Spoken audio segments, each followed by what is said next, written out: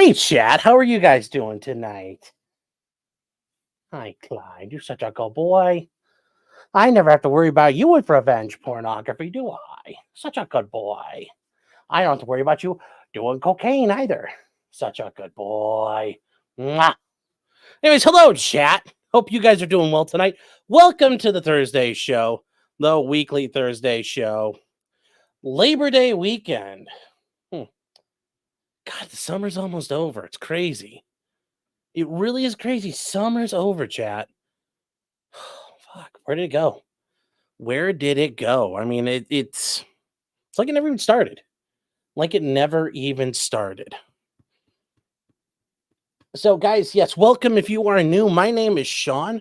And also, why is this not here? Need to fix this. My name is Sean, also known as Potentially Criminal. I am an attorney in the Cleveland, Ohio area, and I focus on criminal defense stuff, obviously, that ain't criminal. But we cover a lot of different things, especially here tonight. We've got a couple different things. Obviously, we got a lot of criminal-related things, but then we also have some funny stuff. We got a judge getting in trouble for flaming somebody on Facebook in a case he was involved in. We got a lot of funny stuff to talk about tonight, and some serious things. And Brooks asked a great question. If summer is over, when can we go to the slopes and Spicer? I don't know, guys, but you know, the Rekieta Ski Lodge is accepting reservations as we speak. So welcome everybody. If you are over there on Rumble, I don't look like anybody's there yet.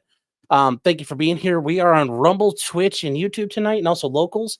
If you guys are new, Locals is basically what Patreon should be. And I know Mr. Guns of Gear and some other gun YouTubers and gun people have been complaining that Patreon's screwing them around, and it's like, why would you do that? Come to Locals.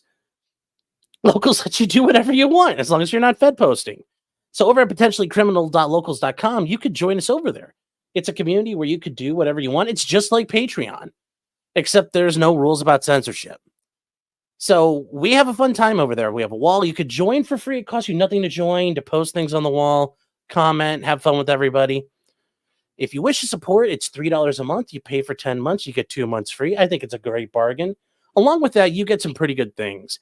You get 2 live shows a week. We do a live show every Monday night, about 8:30, sometimes more like 9. Whoops. And we go pretty far. We usually go about 3 hours long on that. And that's the maximum amount of time Locals lets me stream for. And then every Thursday night, we do a live show after this where we get to hang out. And like R. Kelly says, you know, after the show, it's the after party. You know, but unlike R. Kelly, we don't go hang out in the hotel lobby. And Clyde, buddy, I got to put you down. You're getting a little heavy. And I'm still glad you don't still smell like pee. You're doing a good job not rolling a pee now. I'm proud of you. So, take care, Papa. Go find 2.0. And guys, if you are interested in it, you can use the promo code Booger Sugar. I'm told it still works. If it doesn't work, let me know. We'll set up a new code. Use the promo code Booger Sugar to get 1 month free. That 1 month free access to everything if you guys like it. And then if you do, I'd appreciate seeing you around. If not, that's you know, no obligation. We do cover other things. If Mr. Medicare goes live, we generally stream snipe him. Depending on the day, we might be watching the casino. And because it is still Formula One season, we do watch the Formula One races. And those are always a fun time. We get to hang out and do that together. So you guys can find us there. Let's see what you guys are talking about tonight. Does Clyde like to PM people like R. Kelly? No. No. No. And you guys are saying Aaron got his karma. Well, we'll talk about that because based on what somebody's been trying to lecture me, it's all a bunch of bullshit. And it's all fake and lies. So, we'll get to it. We'll get to it, though. By Fran says, I'm affordable worth the fee. Thank you. That's very flattering when you put it like that. And 10 October 91 saying, am I late? Yeah, I mean, you just missed it. So remember, guys, until next time, just because you did it doesn't mean you're guilty. Good night, everybody. No, we're still here. We're here. Skook is saying, is it true you ratted out Aaron so I could be the sole Stony spokesperson? First of all, lower your voice. Shh. Who told you? Who told you that? Who told you? Matty B says, I told you McLaren is a rocket ship. I hope they were a rocket ship. I was getting, I wasn't worried about the rocket ship part. I was worried about their strategy and planning part. They were ripping pages out of Ferrari's strategy book. That was the scary thing. They've got good cars. They've got good drivers. The first half of the season, they had really retarded people making really retarded calls. So that was my concern. Trent says, I lost thousands due to Clyde's crypto scam. You get that doggo back on the fucking screen right now so we can read how mad I am at him. Guys, hey, I didn't tell you to buy Clyde coin. You did that on your own.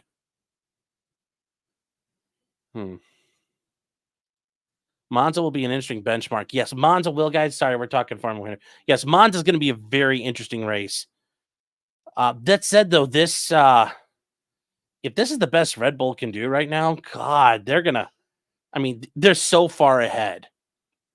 And even if Verstappen starts finishing like second and third from here on out, Lando will eat his lunch pretty good, but he won't win every race. So Max will probably be fine. What happened with the toe? We're going to get to that, guys. We're going to get to that. Seattle Judy says, how hard did I laugh when seeing April was in Nick's basement? Pretty hard. And we're going to get to all that. We're going to get to all that. I promise. We're going to get to everything here. We're going to get to everything here.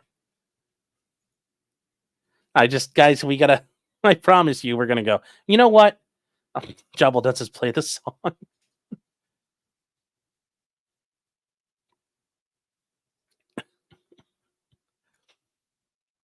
Yes, it's a mega mind.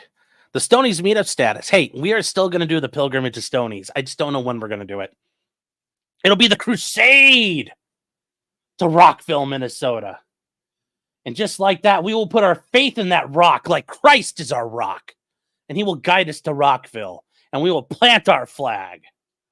And there we will meet. And as we're there, where all the swords of man will strike as one.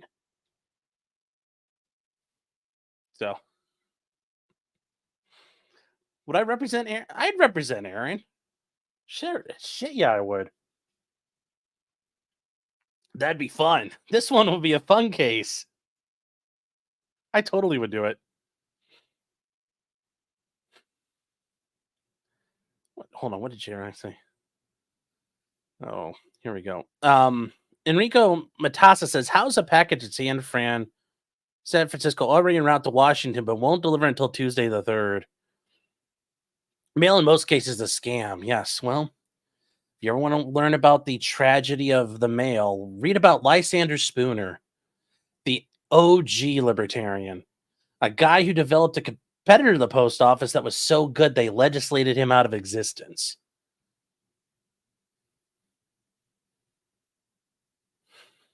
So. All right, guys, it's about that time. Let's get started. So we had a couple things happen regarding, we're going to start with the RQ, the Rekieta question, as PPP coined it. And I think that's the best way to say it, the Rekieta question. There's so much to it and leaves you wondering what's going to happen there.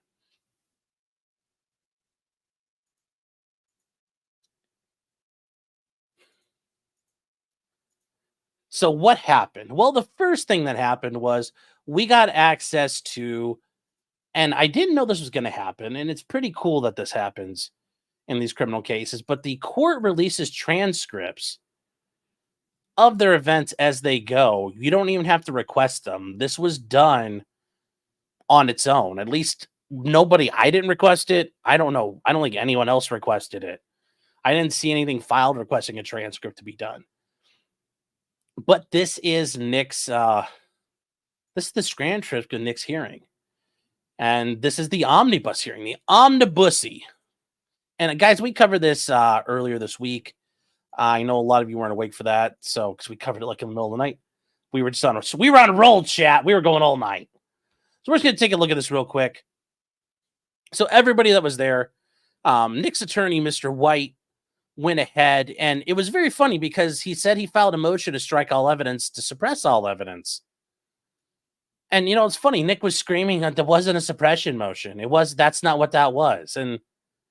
But it was a suppression motion. So you're like, huh, I guess somebody was wrong about that. Just a little bit. Just a little bit wrong. I mean, do you think that would really happen, though? People being wrong like that? You find it hard to believe, chat. I find it hard to believe. I mean, really, would you believe that? It was a motion to suppress. Oh, hold on here. Well, producer sending me something, chat. Hold on. My producer's chiming in here. Oh, good. We got some. Oh, we can use these pictures. Perfect. All right. That'll work. No, they're not pictures of Kayla, chat. Don't worry. Don't worry.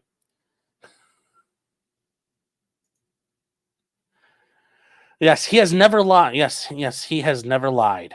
I know he's never lied. So even his attorney said this is a motion to suppress, which is weird because somebody else says it was a motion to suppress. You're like, huh. I'm a little confused here. Oh, hold on. No, that's not the way you do. Hold on. We got to present video file. There we go. That's how we do this. Sorry, Chad. Remembered how I did it the first night.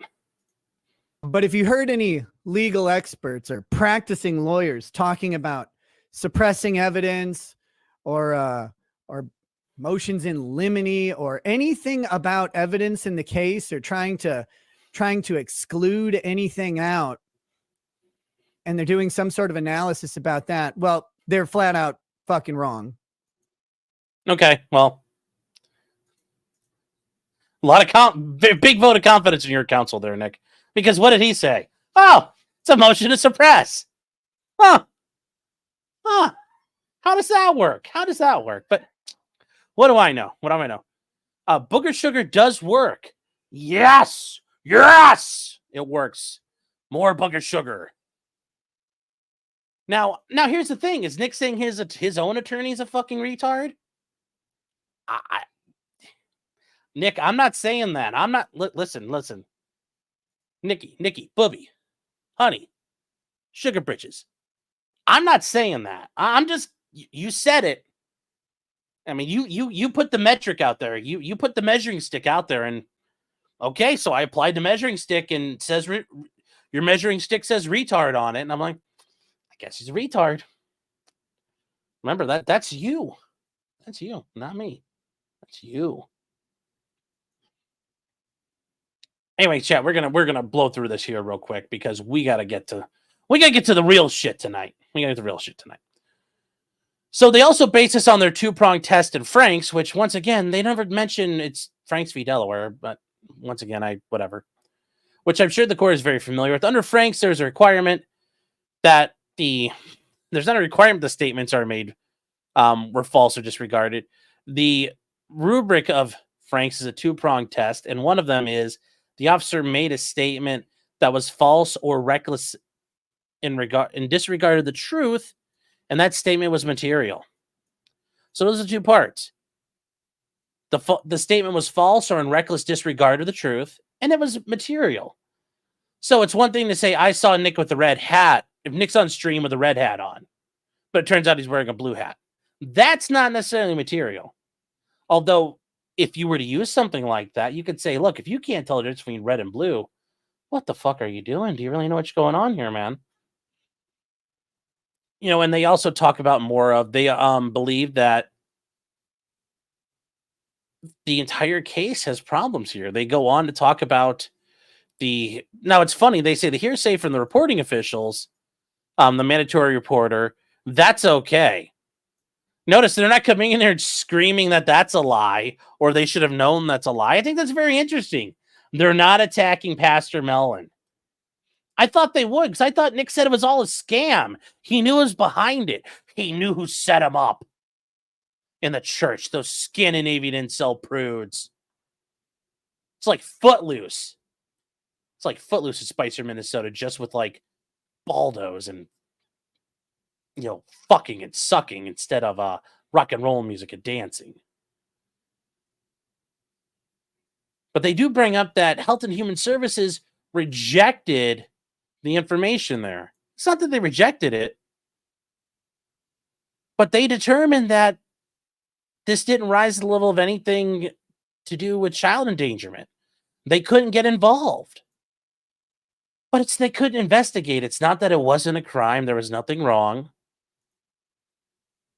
And she started his own Mormon congregation. Sorry, Chad, I had to. But and as I said before, chat,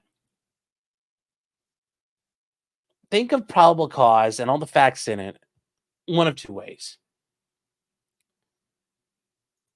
Imagine they're bricks. And for probable cause, you have to build a wall. Okay, cool. Or you could imagine it this way. Each fact and probable cause is a raindrop. Now, a raindrop does itself not make a flood. A flood is comprised of many raindrops. Okay, well, this did not work for Alicia Sweep.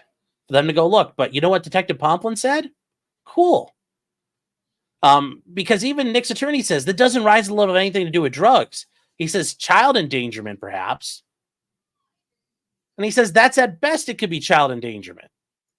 But he says you won't even concede that. He's just saying it could hypothetically, it could possibly. Well, that's important because Detective Pomplin could take the video of Nick with crap on his nose, the reports from the church. It sounds like Kayla's sister. Aaron says. And they could put it all together. And now what do they have? They have a gajillion raindrops. Now they have a flood. They met probable cause. That's all it takes. And remember, I've said this before when I explain it to people. Pretend if you're trying to think about probable cause beyond a reasonable doubt. And those are the two standards we're looking at here. And it helps to phrase it this way. Think of beyond a reasonable doubt as like 90% sure at a minimum. For some of you, you might think that's 95%, but just 90% sure. Probable cause, you're like 30% sure. You're just like, yeah, I'm pretty sure this happened. I think it happened. Probable cause is a very low standard. And remember, we don't have a high standard to arrest people. Now, they go on to talk about what had happened with, and this is Nick's attorney still talking, with the Steel Toe Morning Show, run by a gentleman by the name of Aaron Imholt. Now, he says that Aaron and Nick have I don't want to say a long-standing feud, but it's been gone for months. And he says they just don't like each other. They plain old just don't like each other. And now this is something where I do want to explain in case Joe or anybody out there is watching. This is actually a big deal for me. I think this is a problem for Nick. He's saying they don't like each other. You're kind of glossing over all the threats and things you put in the motion. Because you're saying, oh, they didn't have a falling. Because, Detective Pomplin said they had a falling out. And Nick says, that's a lie. You misstated the truth. But now you come into court and say, well, they just don't get along. They don't like each other. You're kind of leading the judge down a path of, well, they kind of like each other. Why aren't you telling him the truth? Your Honor, Aaron Imholt believes my client stole his wife from him and ruined his marriage. Aaron Imholt believes that my client and Aaron Imholt believes that April Imholt, Nick Rekieta, and Kayla Rekieta are in some sort of drug-fueled polygamy situation. Polycule, having group sex all the time. Because that would show the animus. Aaron really fucking hates Nick. If you're trying to draw on the question, why does Aaron... You have to show why Aaron hates Nick. You can't diddle fuck around the issue the whole time. You're going to have to whip your dick out and show it. This hemming and hawing shit ain't going to work because you get to the Franks hearing. Presume you even get that far. That's the point here. Let's presume you get to that point. So you're in the Franks hearing. I mean, you're going to have to throw this shit out there. It's going to have to come up. You're going to have to talk about it. And if you don't, well, you're never going to meet the burden. But Aaron's going to get up there and you can question him about it. I get it, though. Nick doesn't want that to come out. He doesn't want to admit there's some sort of drug-fueled, polycule fucking suckering going on.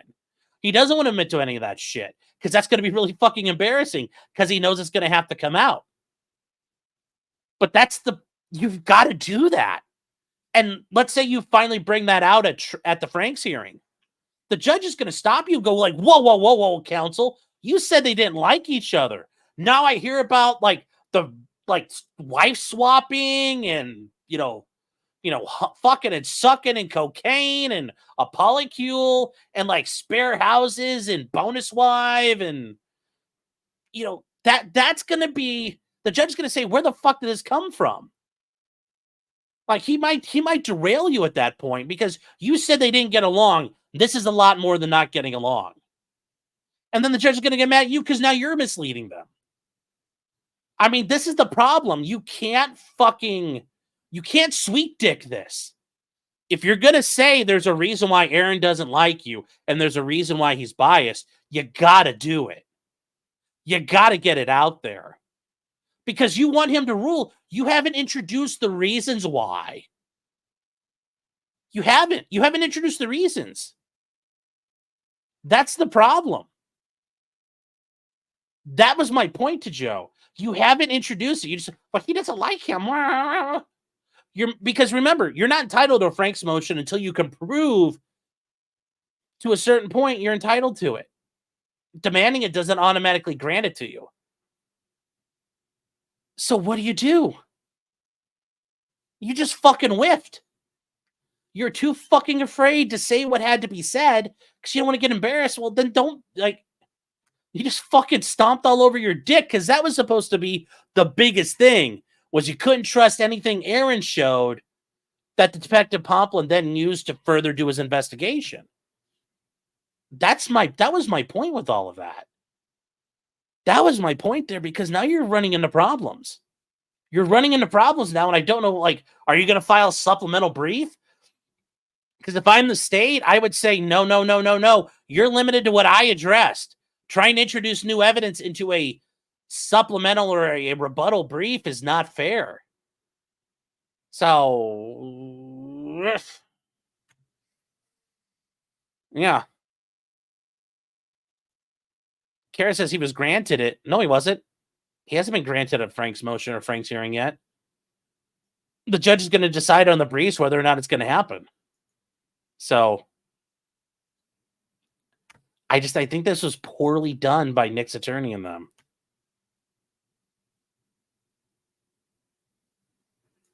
Kara says, look at the evidence. He got it granted. No, because remember, the evidence is the things that they've put in their motion.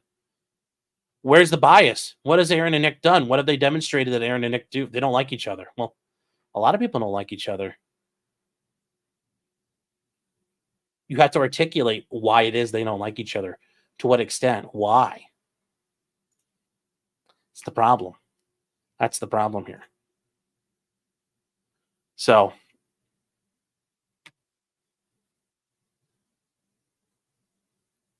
yeah. Just saying. I'm just saying, I understand what they did there, but that's... Yeah. Anyways, we're going to keep going with this. From the writing in particular, it seems that the deputy identified Mr. Imholt from his expectation there almost as a concerned citizen. And notice now he's saying, well, they're almost as a concerned citizen. He's dancing around the fucking language. No, fucking say it. He's treating him like a concerned citizen. Although, once again, Aaron's not a concerned citizen. Aaron's a crazy guy screaming on the internet. That's what that is.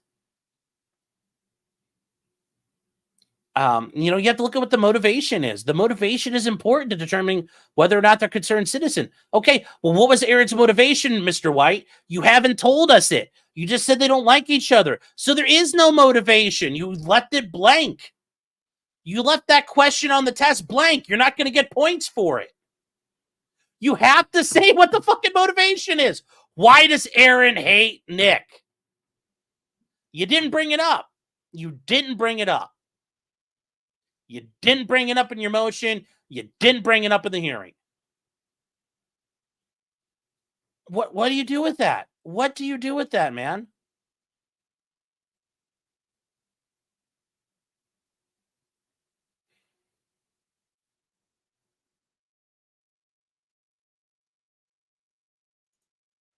And even if Aaron doesn't like Nick, is his information reliable?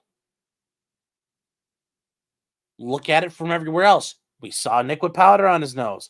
We have the Scandinavian prudes at church. And notice that they all kind of work together.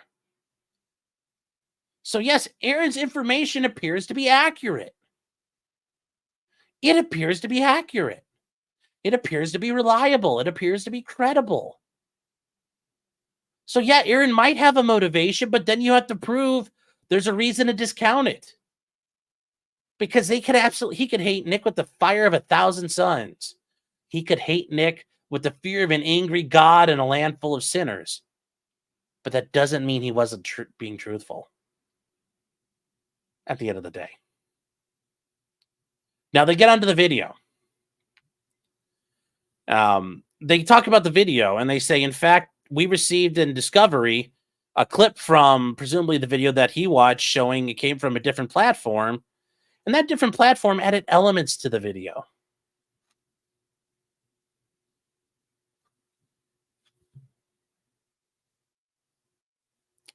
Oh, hold on, chat.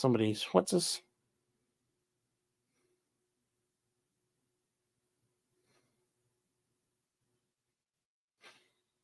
Well, so, what are the elements? What are the elements, Mr. White? What are the elements? I'd like for you to tell me what the elements are.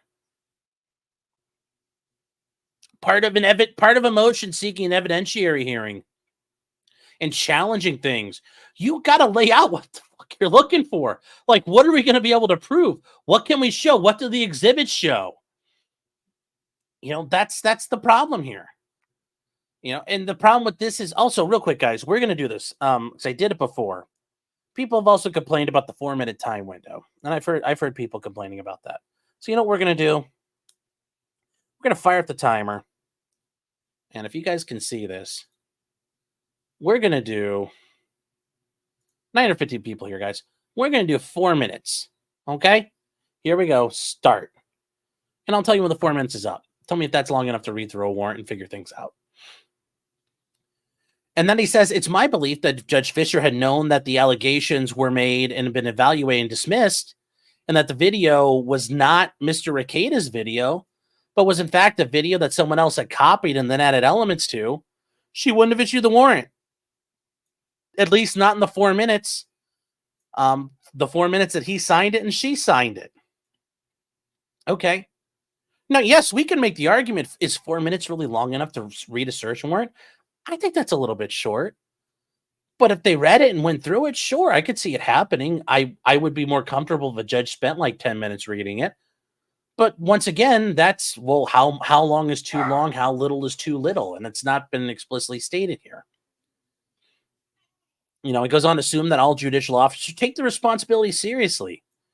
Now, I love that because they're just getting their digs in at Judge Fisher. But he says, I think in this case, there are material omissions that Detective Pomplin did not tell Judge Fisher about, which renders the warrant invalid. I don't think so here, guys. I don't think so. I don't think that happened here. He said, like, I watched you could read it. Read his affidavit. I saw a clip on Aaron's show. Okay. I watched that clip. And then I went to try to find a copy or somewhere to find the whole thing. And he did. He found the 4-hour and 4-minute version somewhere. Remember, though, he does have an issue of, well, I tried to go find it on Nick's thing, but he took it down. So at some point, Nick, you are going to have to answer the issue of, well, I hid evidence. I hid the original. So, like, how dare the cop not find it? It's like, they're not going to subpoena Google right away. Although at this point, if I'm Kristen Pierce, I'm subpoenaing your shit. I'll file a fucking search warrant. Get your phone. Get access to YouTube. Make them where I could find it and then download them. Like, like, neener. Like, no, Nick, that's not how this works. You never admit to having the evidence. I don't know why you would put that on your own fucking motion anyway. That's just, whoa. I would never tell the court I'm holding on to the evidence. I never would. I don't know why you would.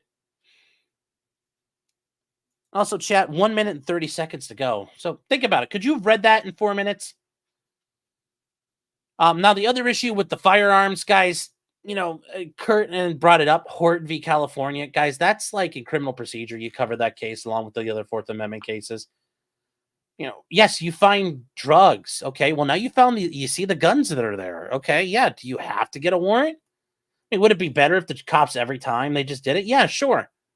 But in this case, well, that's contraband. That's more contraband, and it's clear it's contraband. I think they're going to be fine with that. They always seize drugs and guns. So I think the firearm issue, that's a non-starter. And then the third issue, the best part of this was with April Imholt and her statements made that appear they did violate Miranda. And he says, it involves April Imholt's statements to officers after she'd been Mirandized. And then the court says, I'm going to stop you right there, Chief. And he says, this issue, isn't this more so a motion in limine? Wait, hold on. A motion in limine? Wait. Heard any legal experts or practicing lawyers talking about suppressing evidence or motions in limine or anything about evidence in the case or trying to exclude anything out, and they're doing some sort of analysis about that? Well, they're flat out fucking wrong. Oh, also, chat, 4 minutes on the dot. That was 4 minutes. 4 minutes. You tell me if that's enough time to read it. When people talk about how short a time window is, well, fire that shit up on your phone and sit there quietly. It's like George Zimmerman's case. If you guys remember that, they said there was like a 7 or 8 minute time window. His attorney sat there and put a clock up for 8 minutes and let it run, and just stood there, leaned up against his table, and just let the time go. Let that silence hang. 4 minutes is quite a bit of time.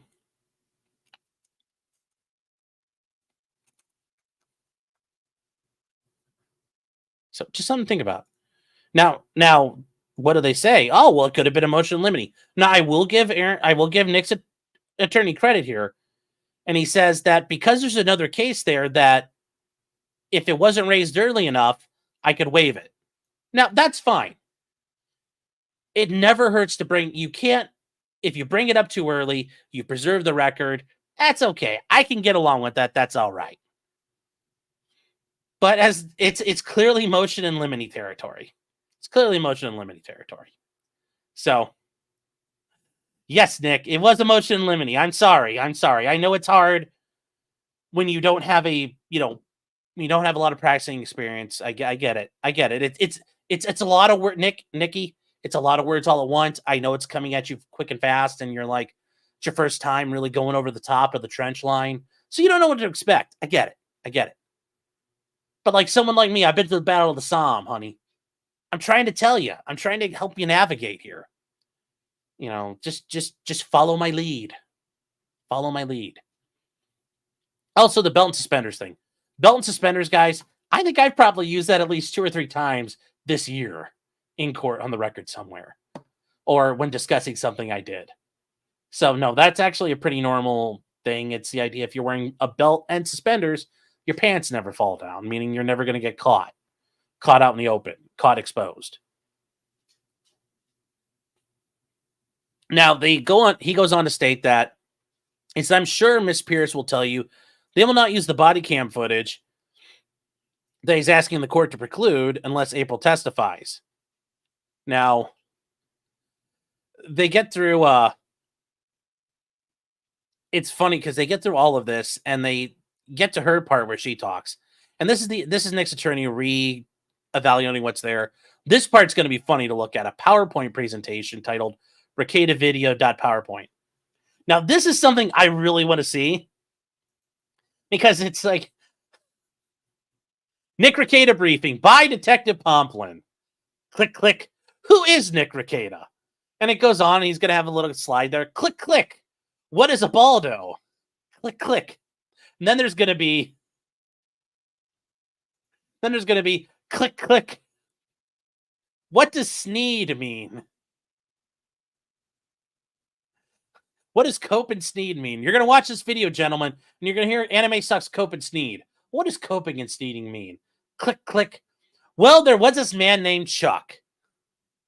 Click, click.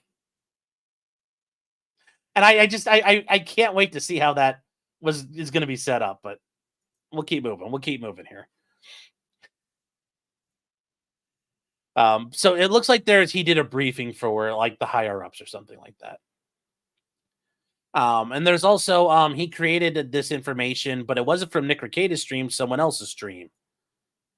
And then he mentioned a supplemental report. And he says, what I'm saying is that this evidence is not the best evidence. Wasn't the original evidence. Hold on, wait. Didn't Nick say, like, we're all being retarded here? Or motions in limine or anything about evidence in the case or trying to exclude anything out. I mean, wait, Nick. Your attorney's talking about the best evidence. It wasn't the original evidence. Nick. It's like the practicing. It's like the actual attorneys who are doing this shit. Even your attorney's like, no, it's about, there's issues. There's multiple issues here. There's issues about Frank's. There's issues about the best evidence. There's issues about credibility and reliability. There's probable cause concerns. There's a lot of concerns here. It's almost like it's an omnibus motion where you could put all of it together. Hold on, I gotta. Oh. Sorry, I don't have a big cum chalice to drink out of, but yes.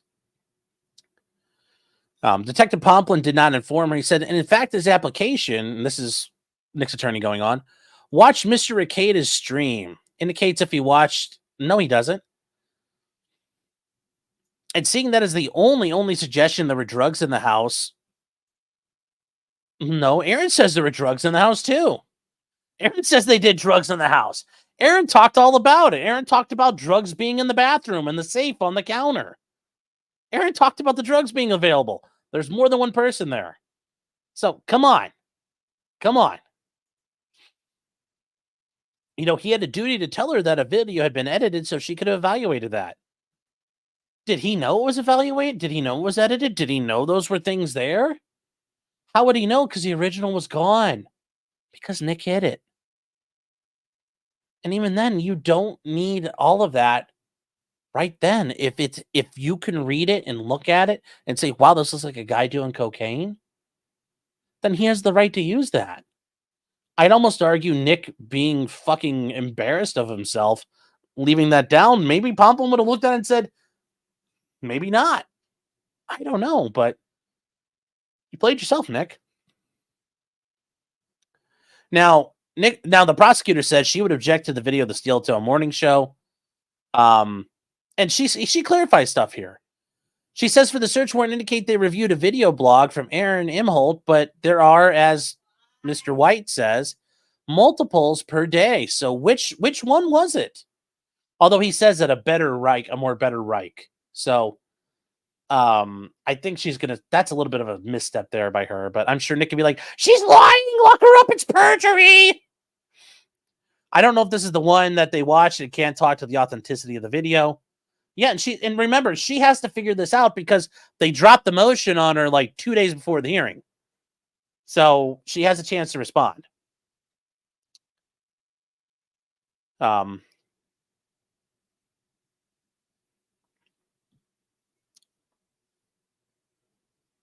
Now, Nick's attorney says we're submitting the video to show that there was animosity between the two parties.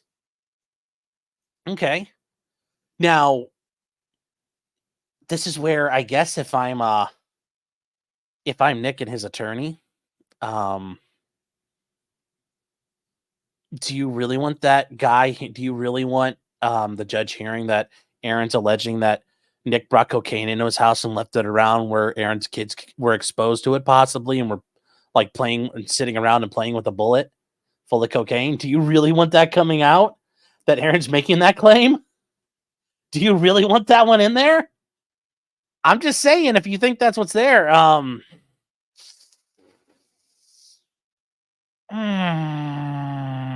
don't know, man. I don't know.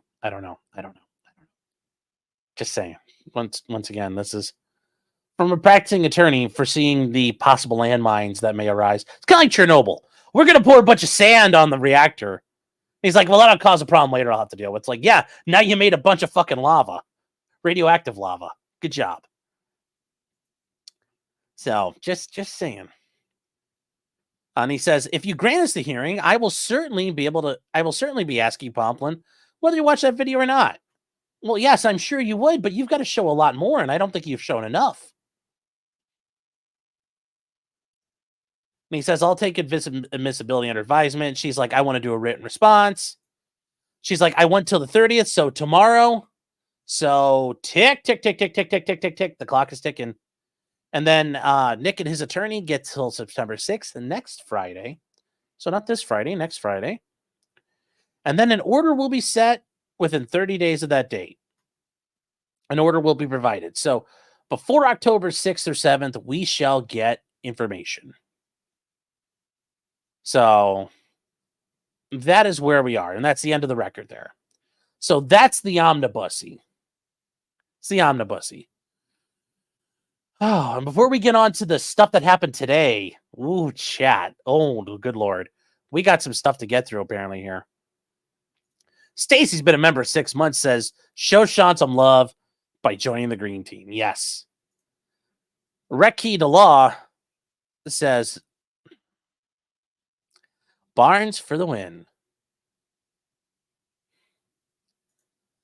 Stephen Cooper says, he's gifting 20 subs. Thank you, Stephen. And we got a sub parade here to get through real quick, guys. I'll get the super chats later, but I want to get the subs done first. Demon Psychiatrist is a new member. Thank you for the support. Dick Insider 83. It's a lot of Dick Insiders. Previous to you, sir. Gifted 50 memberships. Thank you very, very, very much. I appreciate that support. And then Stephen Cooper's like, fuck you, I could do that too. I'll give 50 subs. Thank you, Stephen.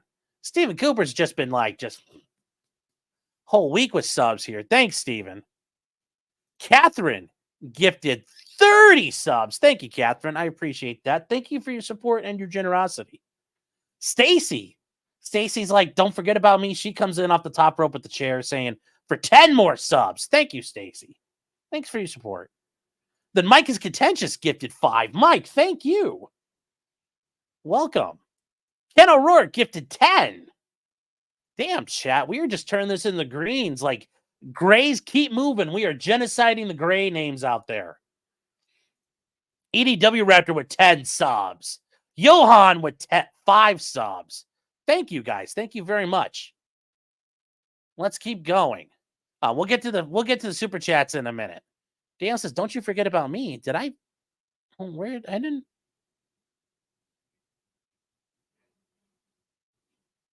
Where did I forget? I don't see anything. Did I miss something from you? It's not showing up.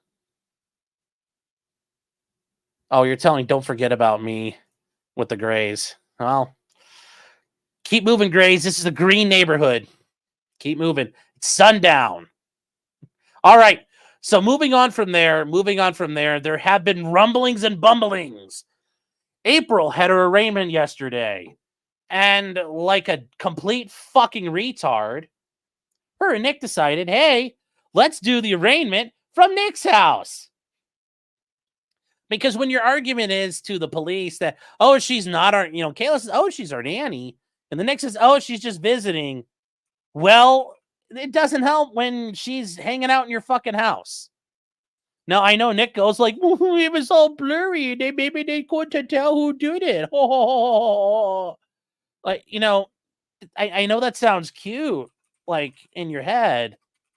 But, like, for all the adults out there acting and, like, taking care of issues, no, it's all bullshit. Now, I will give April credit. She showed the fuck up.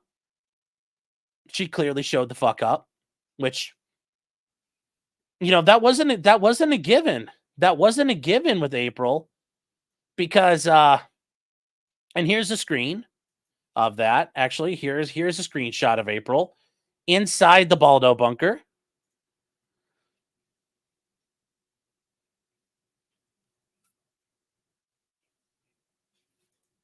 And yeah, that what better way to fucking do this? And you're not in some sort of sex-fueled fuck fest polycule by just memeing the shit out of yourself here. Brilliant fucking work. Brilliant work. And Nick, like in the real world, everybody sees you as like you're trying to buck. You're trying to buck the system. You're trying to fuck with everybody. Like, Mune's so cute. That's what that looks like to them. And I'm trying to tell you, buddy, don't play fuck games with the government. You know, they already think you're a piece of shit. They're gonna come after you. Like, you know, you're like, I want to work deals out or do things favorable to me. You know, it doesn't help when it's like, oh, by the way, you know, forget when I tried to make you guys look like jack-offs. Like, no, don't worry about that. Come on, Nick. You know, it's the time of being a child is over. You got to be an adult now, buddy. Anyways, April was arraigned. She's got a $20K bond. I'm sure that Nick helped her post that. So, yeah, her case is chugging along. Her motion to dismiss got denied. I'm sure Nick told her, like, you know, listen, Bart's told me it was great. We're going to win. And then it failed. And he's like, well, Judge Fisher is corrupt. She probably was too busy squeezing liquor out of her vagina. No. Who knows? Who knows? Who really knows? It's now, I will say the one thing I was really disappointed in with the prosecutor, because when I was a prosecutor, you know what I would have done in that fact pattern? Your Honor, I'd like no contact between her and the co-defendants, the people she was arrested with initially. I would have asked for no contact. I say, Your Honor, based on what I can tell, it looks like she's at his house right now. So I would ask going forward, no more contact between her and Nick Rekieta and Kayla Rekieta. For some reason, she didn't do that, which, yeah. So good job, April. You know, you guys are really taunting. Daniel says, why wasn't it a thing? I don't know if she didn't realize it. She probably just doesn't give a shit. I mean, these want to be a bunch of junkies. Sometimes, you know, they don't care. Let them slowly kill each other. Luke, you are correct. Yes. And the judge said, you know, we're not going to address this right now. We'll deal with it later. Let's get more facts on the record before we address it. And I'm sure that'll happen. Now, I'm surprised this doesn't get kind of like condensed to the same judge, because it's the same, it's all the same facts. I'm surprised that hasn't happened. I don't know if there's a court rules where they can consolidate on their own, or if Nick and April and Kayla are going to consolidate, but that actually might make more sense for them at the end of the day.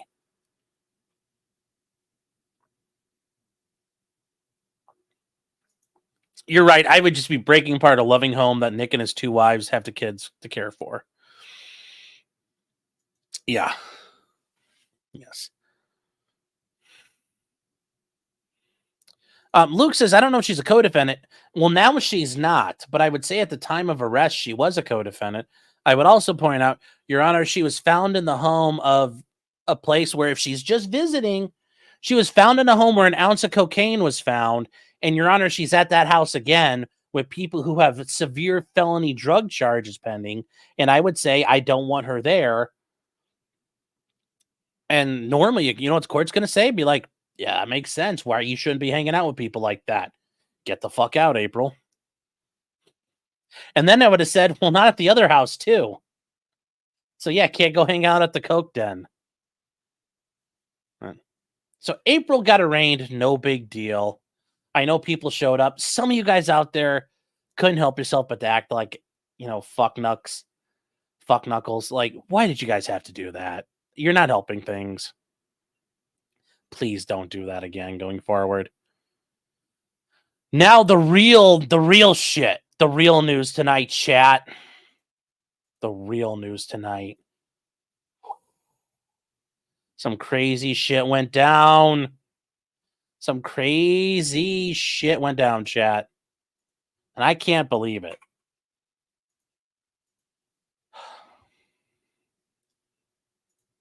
It's absolutely mind-blowing, chat. Here's the spiciness. The spiciness of Spicer. Don't you dare do another sip.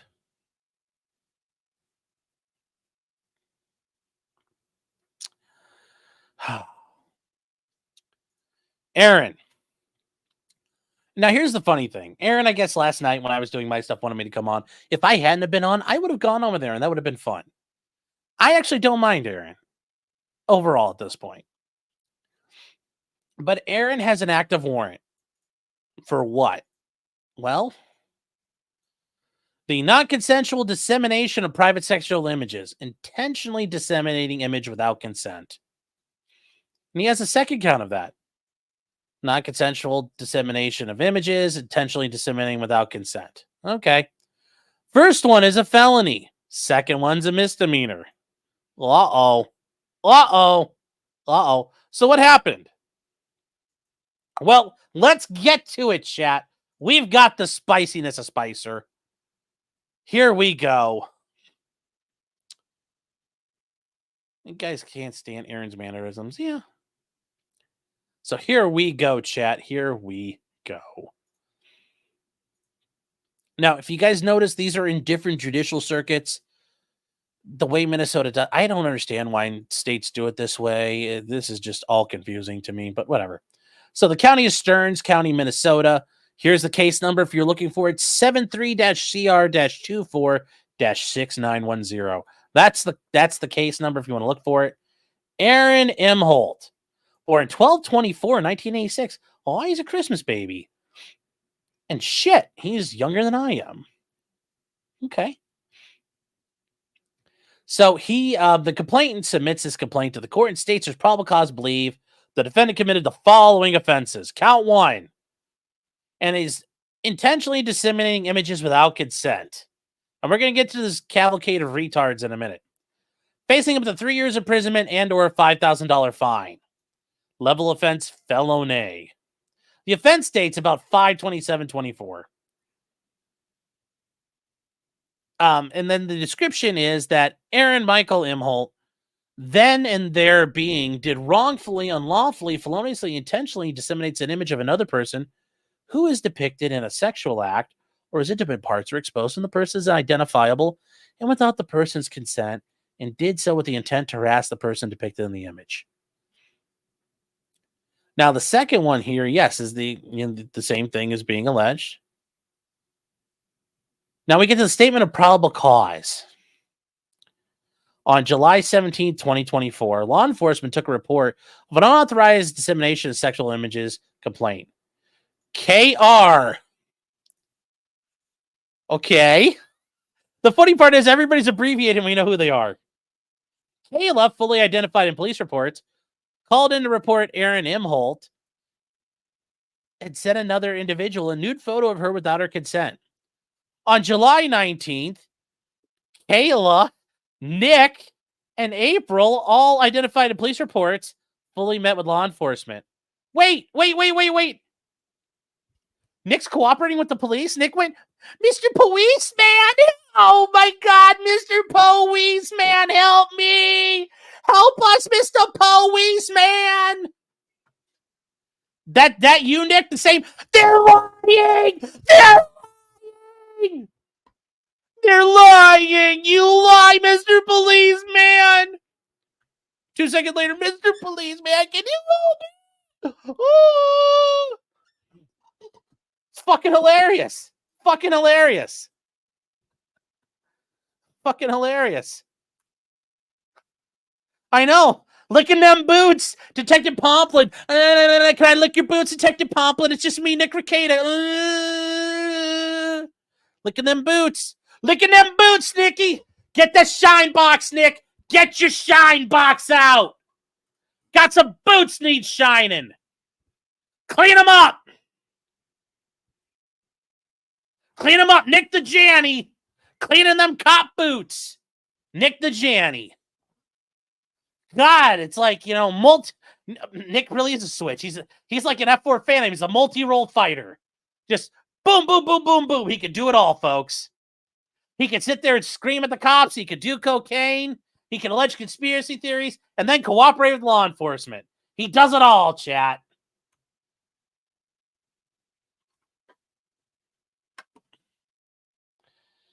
Oh, hold on. What is this?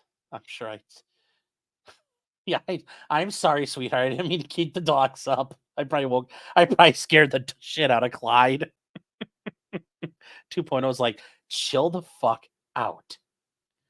Ah, see, now I am chill. We're cool. We're cool, chat. We're cool. We're cool. Yeah, there's a, you know. Where is that? Where is it on here? Hold on here. Yeah, Nick the Snitch.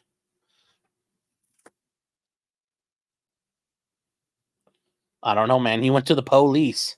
You went to the mofo police. I'm just saying. I'm just saying. You know, and I mean, I thought the deal was that cops lie. I thought Nick said all cops lie. I mean, I don't trust government. I have a healthy distrust of government, but they don't lie all the fucking time. I mean, a lot of times they don't, but they lie enough that it's a concern, and you shouldn't just take what they say automatically. But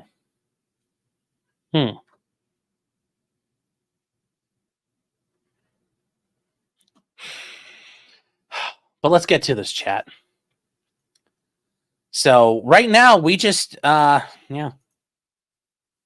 Kayla reported over the course of several months her, Nick, April, and the defendant communicated via an app called Signal.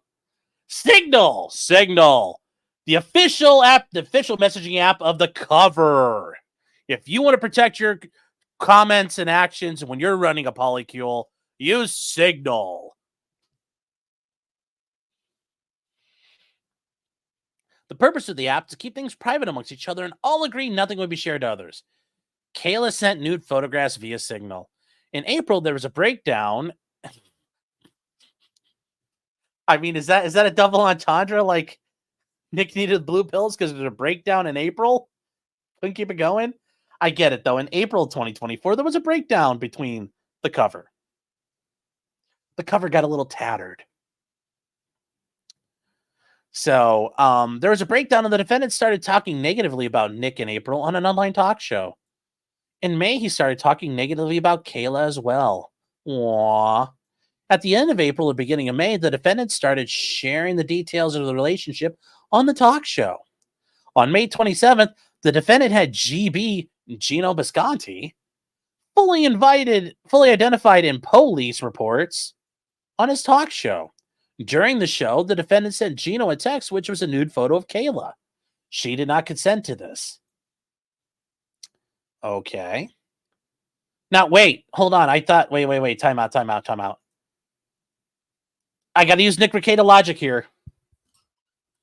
They lied. They all lied. It's a conspiracy. They just don't like Aaron. I haven't seen this photo. I'm not trusting the police, man. I'm not going to trust the police, and I can't trust the people involved because they lie. I mean, Nick, by default, buddy, I can't believe you. Sorry, I didn't make the rules. I'm trying to follow the Rekieta-isms. I'm trying to follow the Book of Baldo. So everything here is bullshit, I guess. I don't know. What do I do, Nick? I need guidance. Guide me. I need guidance here. Yeah. Was there a watermark on the nude? Were the nudes watermarked? Was there compression? Nick, how do we know those were the same ones? Where's the original? Is there compression on these? Have you seen the originals? Do you really know? Did somebody lie? I'm going to be like, I'm so cute. You see how retarded it sounds when I apply it here, Nick? Like, think about it. I'm trying to tell you, it's just as retarded in your setup, buddy. It's just as retarded. You see how stupid that sounds? Just once again, Nick. I know you're probably in the hot tub right now. Although I have a question. When you're in the hot tub, is the Baldo buoyant? Does it float? So your balls are kind of flapping in the current of the hot tub jets. I know you're sitting there thinking about it. This is how retarded you just sounded when you tried to bring up all this other stuff. Just think about it. Think about it. You got this, champ. Just think about it.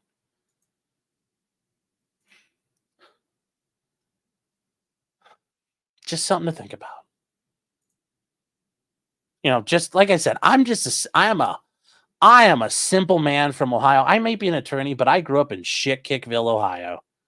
Okay, I'm a simple folk at the end of the day.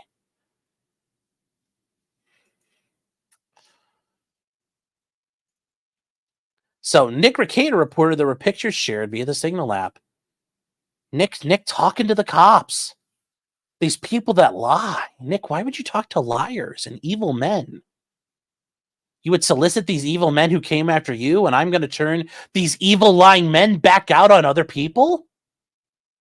Bro, what you doing? What you doing? So in May, the defendant started talking about the relationship online. On the 27th, he sent Gino a nude photo. April reported there were pictures shared via Signal. The relationship ended in April. She found out on July 12th, the defendant sent a photo to Gino on May 27th. April texted Gino and Keanu Thompson, fully identified in reports, both who confirmed Gino received a nude photo of Kayla on May 27th. April looked at the defendant's phone records, which confirmed he had sent a picture video to Gino on May 27th at 9:23, which would have been during his talk show that day. Wait.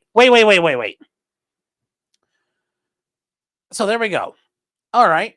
A review of the defendant's talk show, it shows Aaron and Gino participating. The two of them talk about Kayla and her tattoos.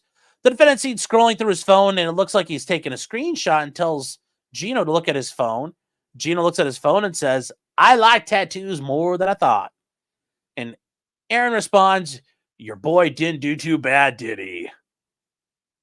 Kayla is then talked about in an explicit manner. Gino confirmed he received a nude photograph of Kayla on May 27th.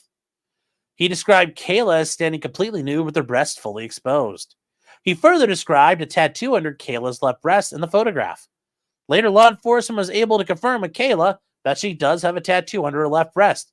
Gino said he deleted the photograph after. Okay.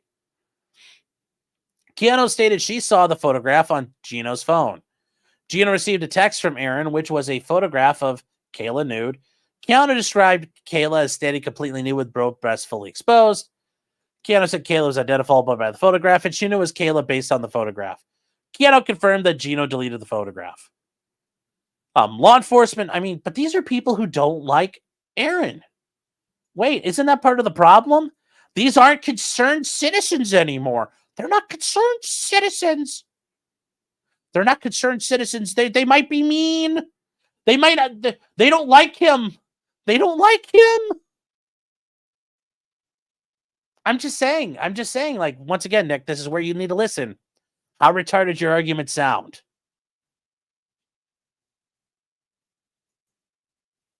Now here's the part. This is the part that fucks Aaron. And once again, Aaron, buddy, I love you.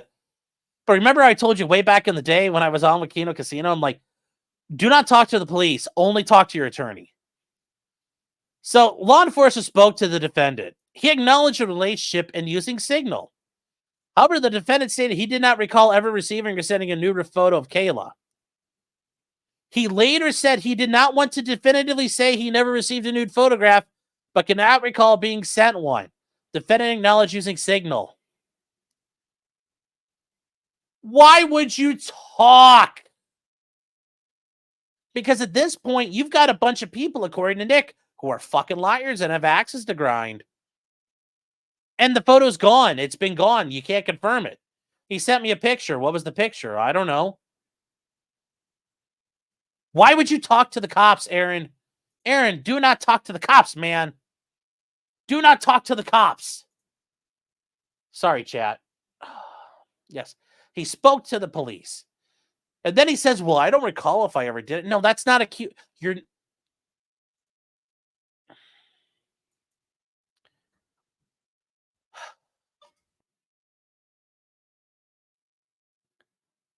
That I don't recall nonsense doesn't work for us, me and you. The only time that works is, I don't recall, Senator. I don't recall, Madam Congressman. That's where I don't recall works. When you're sitting there, the cops are jerking you around. No, guys, it's shut the fuck up Friday then.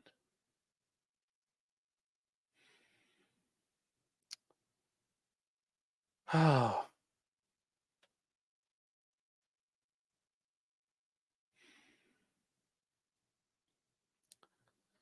Now, was it with the intent to harass Kayla? I don't think so. I mean, if Aaron wants to lean into it, could say, I was like, yeah, I thought she had great tits. I wanted to show the world. Crazy Viking Lady says, hello from near Spicer, Minnesota. Well, be careful out there. The roads are a little snowy tonight. I'm having an out-of-body experience. Oh. Yeah, Woody don't remember shit down in the YSL trial, but that's different.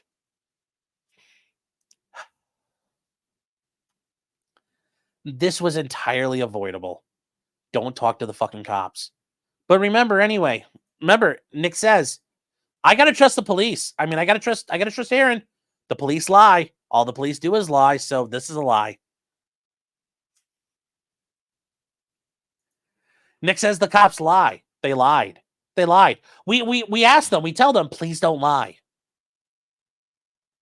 Well, they're saying Nick talked, but Nick doesn't talk to the cops. Nick doesn't lie. When Nick cooperate with law enforcement? No way. Nick would never do that. No. Okay, so they point out the defendant resides in Stearns County. Additionally, his studio is in Stearns County. He was in the studio when he sent the photograph.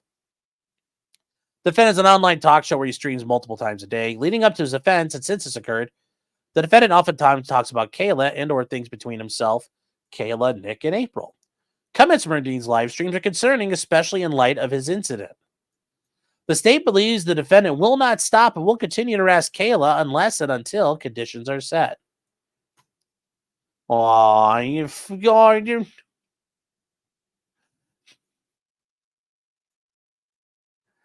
Nick's like, officer, I can't protect Kayla. I need your help.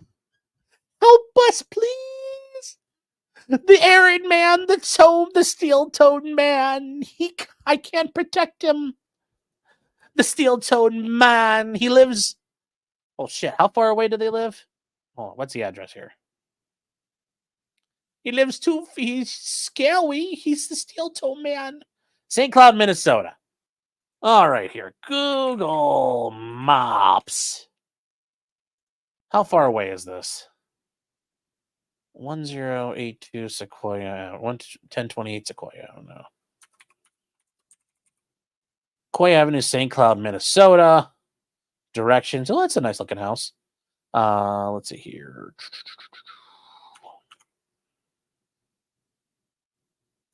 That's roughly the same. It's an hour away. Roughly. And this is how far away it is. He's harassing us. Oh, whoa. Oh, whoa. He's harassing us. It's so scary. Mr. Policeman.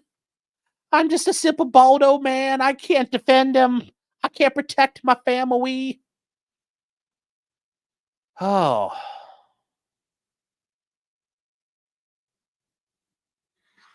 I mean, imagine cucking to the government, asking them to help you protect your family like that.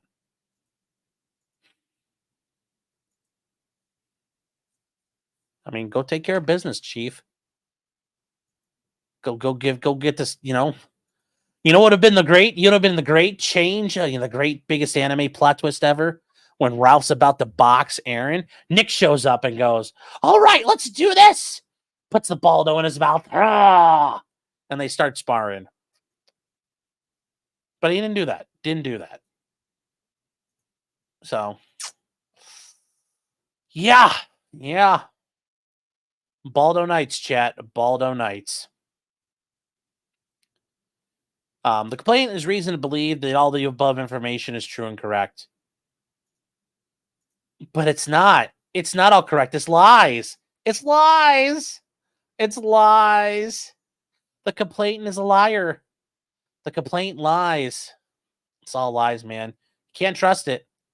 You can't trust it. Can't trust it. The complainant is a court officer. Okay? Can't trust it. Liar. Liar. Liar. Liar. And this prosecutor Has she learned to type? And she must be lying too. She lied. She's committing perjury. Remember, Nick says they're all committing perjury. They're all lying. I guess except when he needs them. Then they're not lying. So, frying a probable cause. Warrant. Nationwide execution. Oh my God, Nick. What did you and Kate like? Nick goes up there just fucking ringing his baldo out. This Aaron man's so scary. He was going to beat up my friend Ethan Ralph, who came to visit me and comfort me in Minnesota. He challenged him to a street fight. Like, I can only imagine it now. Just ringing out his baldo and just like, oh.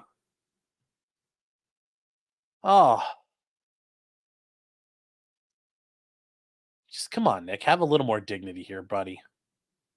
Just like this is your response to getting your cover and polycule blowing up is to run home and cry to the cops. That's shit weak. That's your response to like all this blowing up in your face is crying to the government. God, I thought Alyssa Mercanti's bullshit letter to the farms was weak shit. This is pathetic. This is pathetic. Pathetic. Yes. Sad. Pathetic. Come on. Oh, somebody says, what's the bench warrant here? Hold on. We'll take a look at that. The warrant to the sheriff of the Lebanon County. So Aaron's got a search warrant. Aaron's got an active warrant up for his arrest. So if the police are driving down the street and they see him, they're going to arrest him. If he gets stopped in the traffic, he's going to get arrested. If he was trying to come back in the country, he could get arrested. The warrant can be executed anytime, day or night, and on Sundays or legal holidays. So Aaron's probably going to get hold of his attorney and see if he can like turn himself in tomorrow and get this sorted, because otherwise, yeah. Now they're asking for bail to be $0 and they want conditions of release to be his body only. I think the argument is they want him brought in and at least conditions set so he can't keep talking about Kayla, which means he can't keep talking about Nick, which is once again, Nick likes doing that. Like Nick likes hiding behind things. Now he's taken, April and Kayla and like use them as human shields. Like, I'm hiding back here. Aaron, now you can't talk about me. And while you're using your wife as like a human shield. So come on.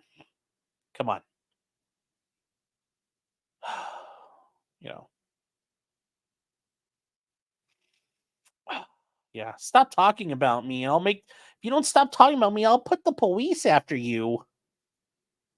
Yes, Nick is taking cover. Nick is taking cover in the Baldo bunker.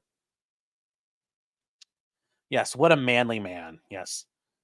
It's like that song goes, she said she wants a real man.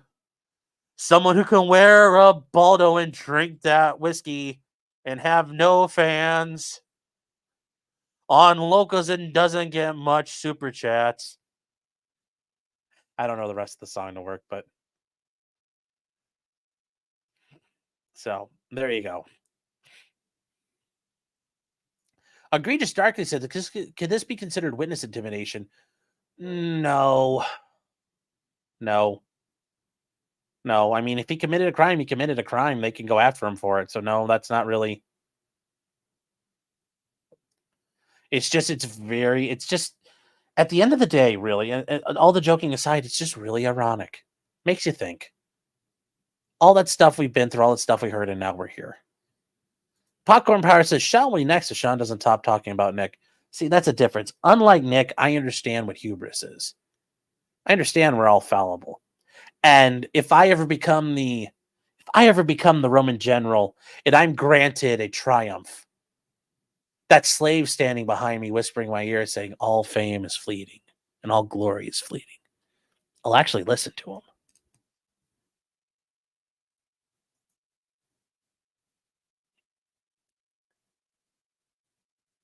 Yeah, trying to quote Dax. I know. I couldn't. Is this a no-knock warrant? No, I don't think so. The police aren't going hunting for Aaron. They might show up at his door or something. They're probably going to go try to find him.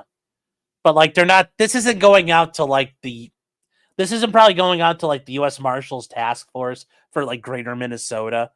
So he's not getting hunted down by the fire eaters out there. He's probably just getting like the local police are going to go knock on his door. The St. Cloud police are going to go like, I'm sure Aaron's probably already worked on sorting something out with his attorney. Maybe they've already negotiated. He'll turn himself in. Who knows? And maybe that's set for like he turns himself in tomorrow morning and they're holding off on the warrant. I mean, there's a million ways this could be done. We'll find out later. We'll find out tomorrow.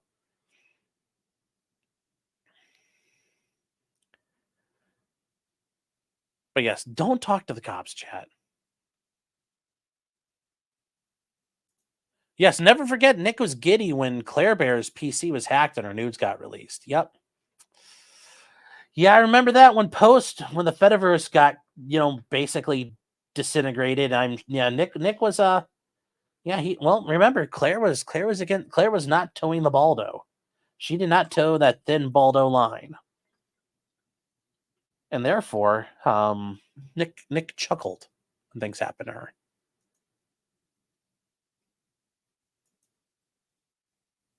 Oh, yes, the last stand at Stoney's. Yes, we're going to have to do a rescue mission. Oh, we're going to have to go there. Yes. We're going to rally for justice for Aaron. We're going to do that. We're going to hold a benefit for him. Over at Stoney's at 158 East Broadway Street in Rockville, Minnesota. Stoney's, justice for Aaron Imholt. Aaron and Ralph are streaming in Mexico right now. Oh, that would be funny. The initial court docs are very sus. Hey, remember, Nick said it's all lies. So they're all lies. Oh, he says, Sean told me it's okay to whack off to Kayla's nudes, Nick. Popcorn Power says, who's Claire? Claire Bear. Her and her husband were chud buds. It was part of the Fediverse. You got to go back about a year ago now. That's the funny thing is it about a year? Is it only a year to 6 months from now? So the beginning of the year or to about this time last year. They were A-logging Nick pretty good, and then her nudes got leaked, and Nick was all chuckle fucky about it. So, yeah. Claire got hit by a Minecraft virus, yeah. Yeah, the Chud Buds from the Fediverse. It was a year and a half ago. God, it seems like it was sooner than that. Seems like it was sooner than that. All right, guys. So we are here. I got to do some super chats real quick because people have sent stuff in, and I want to go take a look at these. Seattle Judy says, "How hard was I laughing when I saw April was in Nick's basement?" I was more stupefied and wanted to facepalm more than anything. I mean, I've had clients do really stupid things, but it's generally because they're idiots. And Nick's not an idiot. He's trying to be cute. I don't understand why you would intentionally tempt fate this way. Natclo says, you can't believe the state, says Nick Rekieta. Yes, can't believe the state. Scam Likely says, Aaron better call Barnes. Yes, I'm sure Barnes will get it thrown out. Tim Tam says, Lysander Spooner was so based, even the Imperial Fist named a dude after him. I did not know that. I don't know their lore that well. EDW Raptor says, Pilgrimage to Stoney's, Deus Vult. Yes. And then Mario Kart 13 says, it's like the part in Death Note where the killer's downfall is the direct result of a super fan. All according to Keikaku. I've not seen Death Note. I do know about it, but thank you. That's funny. Eric Foam says Baldo loose. Yes.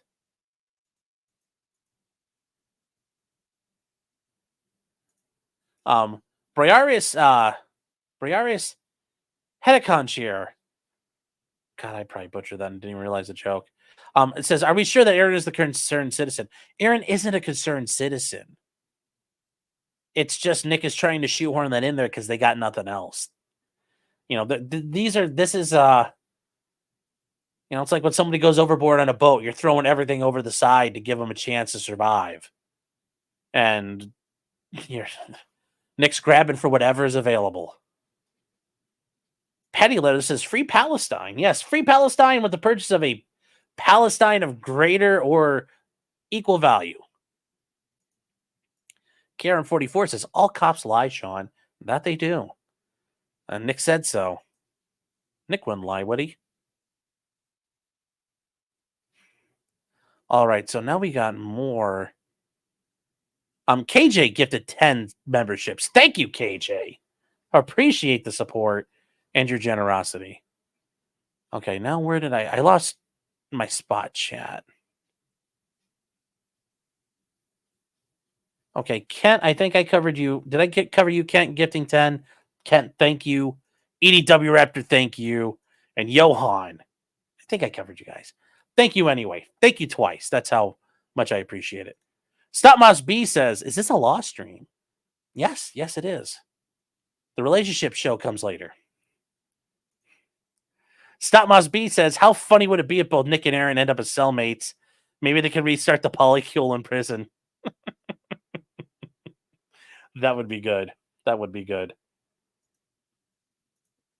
Angela Schmalke is saying, oh my God, that's not revenge porn. Yeah, I don't think it's going to count ultimately, but yeah, remember, it's all lies based upon the rules of Rekieta. Aaron Imholt is innocent. It was all fabricable together. Torgo the White says, Squirrel the Gun got released today on Steam.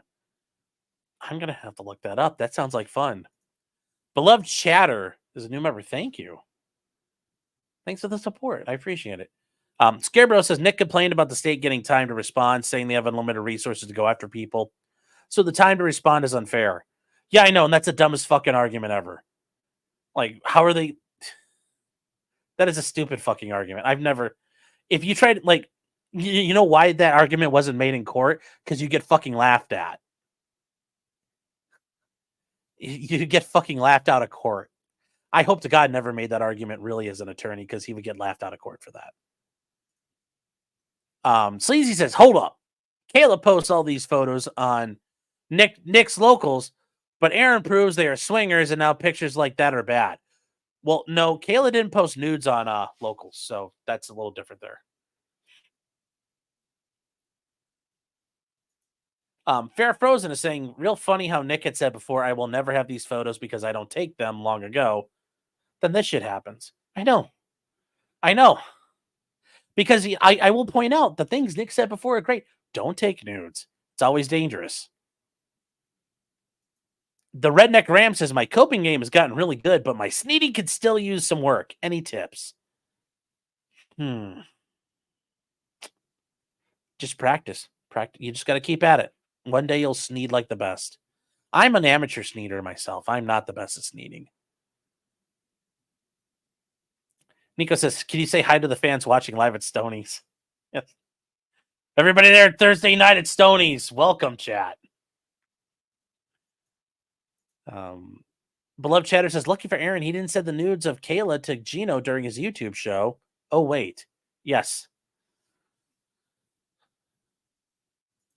Nico says, this is retaliation for not signing the NDA. Oh, I'm sure it is. I'm sure this is Nick's way of lashing out. This is the way he can hurt him. Super Wiener says, is there an imminent raid to the Steel Toe compound? Probably. Check. Scarebro says, just check Discord for Classic for a Nick clip on spouse nudes. Huh. What else?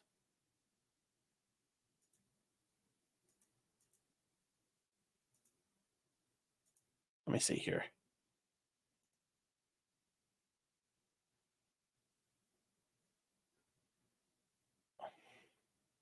Oh, I've seen this. Yeah, that's a little long scare. And you know what? Hold on here. We'll bring this up. Let me see if I can. We'll put this up real quick because it is very interesting. It is very interesting when you look at it in hindsight.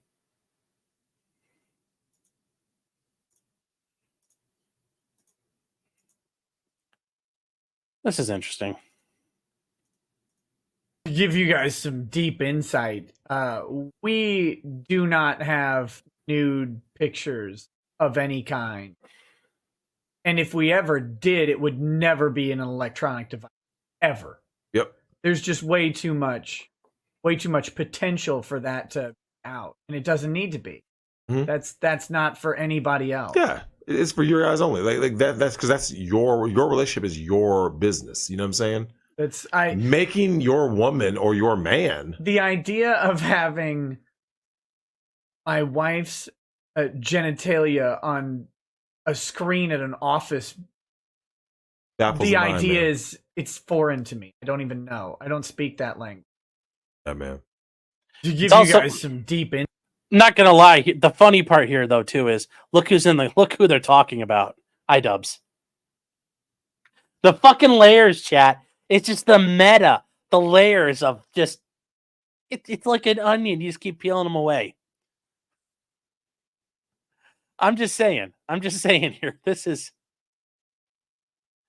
the fates have a sense of irony. What can I tell you? Chat? All right. So where were we here? Benjamin Lewis says Baldo wearers don't hit the like button. Just saying. Yeah, that's true. M towers. Towers. Eventually you'll upgrade to doing N towers. It says, how many more YouTube channels that be sacrificed for the internet to learn not to talk to the police? I don't know. I really wish we could know, but I feel like we're going to have to figure out, we're going to have to count along together. And Super Wiener says, if Nick goes to super jail, bets on him coming out with the giant Swazi tatted on him, courtesy of the Aryan Brotherhood. Yeah, I mean, you got to do work if you join a prison gang. I can't imagine Nick trying to put in work. Imagine Nick trying to shank somebody in jail. Or they tell him to go collect money from somebody, go collect on someone. Like, imagine Nick basically put Nick in shock collar. Do you see anything like that working? No. ADW says, Nick just responded to me. Lamau. Oh, I'm sure it's a fucking worm burner of a cut down or something. Probably about sandwiches or being fat or who really fucking knows? I don't know, Nick. I'm sorry if I already answered without seeing it. But hey, whatever.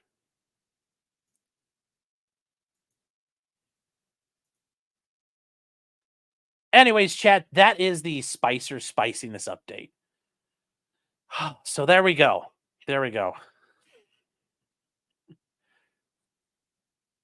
Will Nick make a good jealous lawyer? No, because they want lawyers who get results. Oh. So let's keep moving, chat. Now, this is a story we covered. We talked about this we talked about this a long time ago, actually. And it's very funny because it involves a judge who basically got into a flame war on Facebook. And I thought it was hilarious because it's something we covered at the time. And I said he was going to get reprimanded. Stuff was going to go down. But ultimately, they weren't going to kick the judge off the bench. They weren't going to take his law license away. They were going to yell at him and say, bruh. Okay. Well, that thing happened. And I thought it was very funny because there's finally an ending to it. I wish I could remember what episode it was we covered this in. But a judge, probate judge, got reprimanded for his comments online. Oh, hold on here. My ever so diligent. Aw, go fuck yourself, coward. Well, I'll give you credit, Nick. You didn't put, I have to apologize, chat. I have to apologize. Nick didn't include anything about a sandwich or me being fat. So maybe he's, expanding his horizons. Maybe he's getting better at this. Sean, would you stop breaking down my wall and yelling about Kool-Aid? That's for ignoring my Airwolf model kit. I don't know they made Airwolf model kits. I would take a look at one of those. That'd be kind of fun. Although basically you're building a Bell, what is it, like a Bell 206 or whatever. But yeah, that'd be fun. So it's like, I'll give him credit, though. No sandwich comments. He's learning, chat. He's progressing. He didn't use myopic either. So I don't know what his word of the day calendar's on today. I'm not sure. Maybe we can use a word. Like he could use Antipodean. You know, you can figure out what that is, Nick, and use it in a sentence. I'll wait for it. But let's go. Let's go. Let's get on to fun stuff, chat. So a judge got reprimanded over Facebook comments about a court case. And this is the judge, Ralph Winkler. Winkler. Funny. So this is down in Hamilton County. This is down in Cincinnati. I'm not going to make fun of this guy, but it's just he was reprimanded because he made false statements on social media about a case he was presiding over.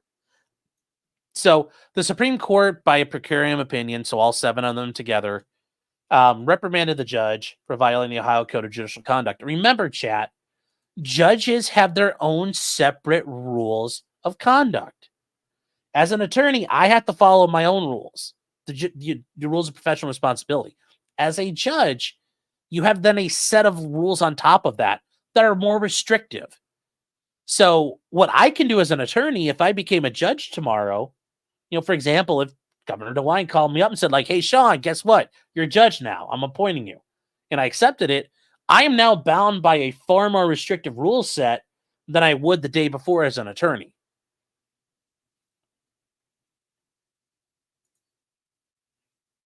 So what happened here? Well, this is where this part's kind of funny there. Now, one of the justices was the former Hamilton County prosecutor, Joe Dieters. He knows this guy, so he sat this one out with conflict of interest. So it was a 6-0 decision. This complaint was filed last year on October, and he's been the probate judge since 2015. And he posted on Facebook about a guardianship case he was overseeing. So a guardianship, somebody is generally they're elderly, they're sick, they're infirm, and the guardianship action is filed so people can watch out for them and take care of them because they clearly can't take care of themselves. Now, that said, though, he's been a judge for over 2 decades. He's been a common pleas judge. In Ohio, a common pleas judge is a felony level judge. So he hears felony cases, generally bigger civil lawsuits that are filed. And then there's municipal court judges. Municipal court judges deal with misdemeanors, evictions, all that stuff. Now, these comments were made back in October of 2022. And according to the complaint, within a few hours of posting, and we covered this when it happened, Winkler realized he should not have made the comments and deleted them. Well, it's a little too late at that point, but he did realize I should have done it. He also handed control of the Facebook page to 2 staff members to prevent him from posting on his own, which that's an acceptable way to prevent, like, if people are, this happens, you see this every once in a while with political offices or governmental organizations that have a Facebook page and somebody shit talks them. That organization has to struggle really hard and like, no, fuck you. No, you have to do it the right way. So in this case, Winkler was responding to a man who was part of a guardianship case involving the man's mother, who was diagnosed with dementia and placed in assisted living. The case dates back more than a decade, but in 2017, Winkler upheld a decision by a magistrate ordering that the mother's former home be vacated and sold. So the guy was living in his mom's house, and a magistrate who, magistrates are hired by judges. Now, in some states, they don't have to have law degrees. I think that's changing, but there's still some states that don't require that, which is utterly terrifying because magistrates can approve search warrants, generally speaking. But in Ohio, you are an attorney generally, and you get hired by a judge to like, hey, you're my magistrate. You do all the work. You do a bunch of the work I don't want to do and split it between them. So the magistrate made a decision. So in October, the man made a post that Winkler considered a personal attack on the court. And the complaint says that Winkler's response is said in part, and this is what the judge said, you're just mad because we had to intercede and take care of your mother when you did not. Oof. I am glad that a nice neighbor called Senior Services and we got your mother into a safe, clean, healthy facility. We're just going to zoom in a little bit more so we can really take this in. God only knows what would have happened to her if a Good Samaritan neighbor had not reported This elder abuse, the home photos and the evidence don't lie. Oh, you lost your case because you were wrong. You were wrong for not taking proper care of your mother. And when you did not make it to court, you often reeked of alcohol. Oh. Oh. Oh. Woo. Oh, that was I forgot that. I forgot that part. But I remember that now. Yeah. That was some straight fire. Yeah, scorched earth. Yes, he lit this guy up. It's like, but the judge agrees, like, I shouldn't have done that. I shouldn't have done that. But yeah, that's pretty that's not good. So Winkler acknowledged during his disciplinary hearings that the online statements were incorrect, misleading, and unsupported by the record. They said that while he didn't intentionally post inaccurate statements, he did not review the record to refresh his memory about the case. And now the big thing here is, guys, and I've talked about this before, when you are facing disciplinary proceedings as an attorney, one of the things you're expected to do is cooperate. And in fact, if you don't cooperate, that is actually held against you if it turns out they sustain the findings. Even if you do get exonerated, I think they get a little pissed you didn't cooperate. But you're expected to cooperate. You're expected to work with them. Admitting fault and accepting responsibility is a very critical part of bar discipline as well. Courts always factor that in. That's part of the reason why he's only getting a reprimand too. Even then, if he had fought it or he had said, well, I don't think I did anything wrong, he might have gotten like, go take a CLE or something, but he admitted he was wrong. He owned up right away. He fixed the problem right away. Yeah. So that's why he's only getting the reprimand here. The judge recused himself from the guardianship proceedings in August, and he had also made an on-the-record apology to the family. And that's, none of that makes it, that doesn't change his punishment, but those are things that shows, yeah, I'm serious, I'm professional, I messed up, I am sorry, I shouldn't have done those things to you. Now, although these are two isolated events, he committed multiple rule violations and caused harm to vulnerable victims. They also pointed out that he's highly unlikely to engage in similar misconduct, and that's true. This guy's probably never going to do that again. He's a boomer. He's like, I ain't touching Facebook no more.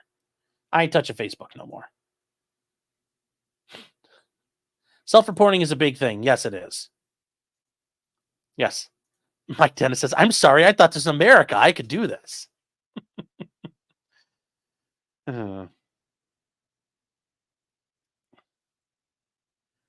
So they keep going here, and they point out that, they said the judge and his attorney, which even when you're in these situations, you get attorneys. And also, chat, hold on 1 second here.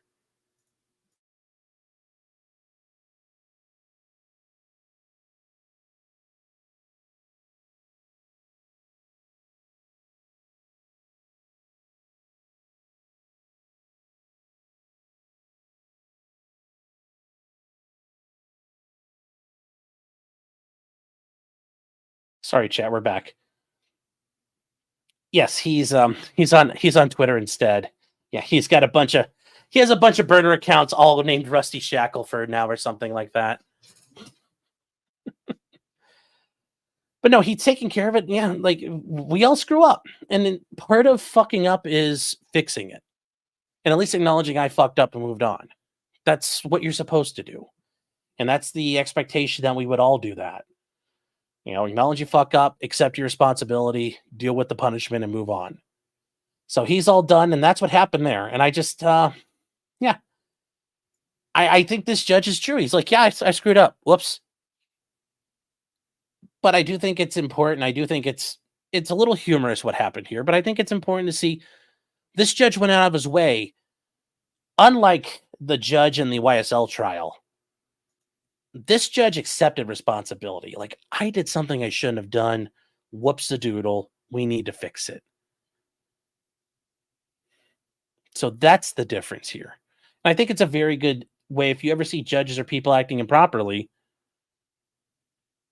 it's something to think about. It's something to think about how he does it.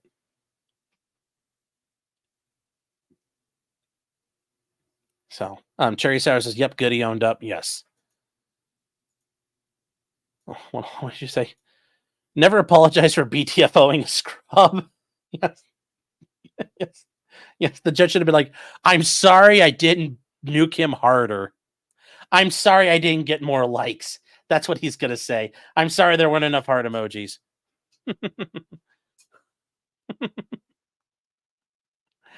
Oh, that's funny. That's funny. Real quick, we got a couple more super chats here. Stephen Cooper says the only shot caller Nick involved in is back shots. Restotown says, "You don't like sandwiches anymore. I'm out." Well, I do like sandwiches still. Don't worry. Don't you look at me. Don't you worry. I still like sandwiches. And Brad says, "Was this all on Signal?" And B. Frank says, "Ohio magistrates get all the YouTube lawsuits." Oh, God. Oh, my God. If I ever became like a judge or a magistrate and then something came across my desk and it's like, you start reading it, this all happened on YouTube. And I'm like, oh, I would like, I'd pull out the recusal sheet and be like, "I'm recused. I'm out." "Why do you want to be recused?" "I just don't want to do it. I just don't want to do it. I'm out."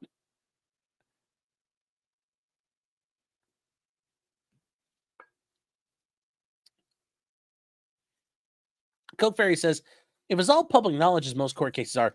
Probate cases are not public knowledge. Generally speaking, probate cases are not. They're confidential. They're not public. You can't go 10 probate hearings like that, especially somebody's guardianship that's generally pretty limited. But he has every right to have an opinion about a person and to voice it. If it was not the one of the presiding, would he still be scolded?" Well, remember, it turns out he was also wrong. That was the bigger issue isn't that he responded. It was that more importantly, he was wrong. He said things that were not true. You know, as I said, that's not true. Well, in this case, they really weren't true. So if they weren't true, that's the bigger issue here. And the bigger issue, you know, you have to have a way to address that. And if he said stuff that's not true, you know, there should be a discussion about that. There should be a handling of that. Oh, why did I shut the camera off? Sorry. So Daytwa says, the Daytwa, like, you're trying to be fancy like Detroit, like Daytwa. You have great hair. Well, thank you. I try very well. I don't really try. And this is really all 2.0's styling choices. She's really good at hair. Maddie B says, Max Shart ate Miss Love and Miss Hilton today, and the YSL trial was masterful. I've heard about that. I've heard Woody's cross-examination has been going badly for the state. TJP says, so the judge was an adult about his wrongdoings. Yes, he was. That was the best part about it, really. He did the right thing. He tried to be an adult. He tried to be an adult about this, which, yes. The camera's been off the whole time, huh? Yeah. Oh. Polly says, you look fabulous. Who does your hair? I got my hair done locally by a stylist. She's a very nice lady. Takes really good care of my hair. It was funny, though, because the one time I was in my getting my hair done, got my hair did, was in the middle of one of the other girls in the chair, running the chair next to her.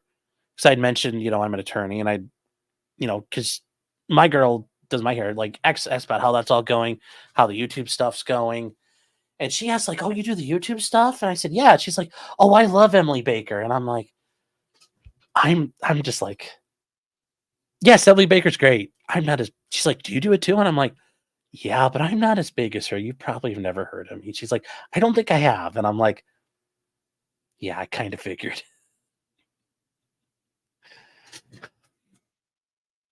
Yeah, how funny and weird.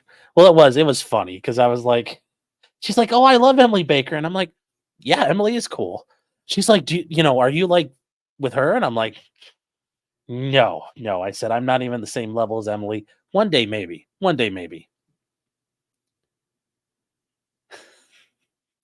Yes, I'm the fat guy Nick Rekieta yelled at, according to Mr. Medicare. Yes, that's what I ask people. Do you know do you know what the sector is? No. Well, then I have no time for you, sir. I have no time for you. Be gone. Then she dyed my hair purple. I bet it would take pretty well because it's all white now, so that would probably actually work pretty good. And you guys are saying, you know, the one thing like I said, I do enjoy Emily's takes on a lot of things. You know, her experiences working in like the LA County prosecutor's office or the district attorney's office is actually pretty good. Like she has a lot of good stuff. So I know you guys might not like her mods or her chat, but Emily, I think if you want to learn stuff, is a very good person to learn things from. Her insights are actually pretty good. Also, I got to figure out, like, she gets that app thing, which I'm like, that app she runs is pretty spiffy. Not going to lie, spiffy as fuck. All right, so we need to move on from here, chat. Updates in the this is part of the Torswatts saga. You guys remember there were a massive swatting ring that was broken up earlier this year. These people had gone after Tim Pool a lot. And it sounds like they may have even been involved in going after Nick once or twice. We're not really 100% sure. Torswatts has done a lot of things. They were taken down. Part of it was a kid in Florida. Well, other people are now being taken down as other extensions of the Torswatts. I guess I can call them a network. Call them a network. Judy Tesser says autistic right is vindicated. Yes, autistic right on the farms. I think figured out a lot of things there. Yes, there are a lot of people who've done a lot of stuff. But Torswatts is being dismantled, and they went on a big spree. Back in the end of 2023, they were on a massive swatting spree.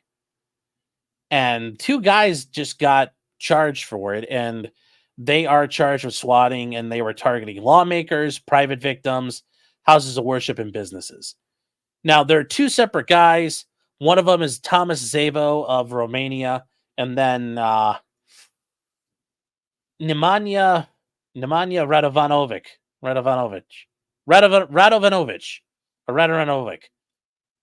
I don't know. That just sounds like the name of a guy the Hague's looking for cleaning out a village of Croats or something back in the 90s.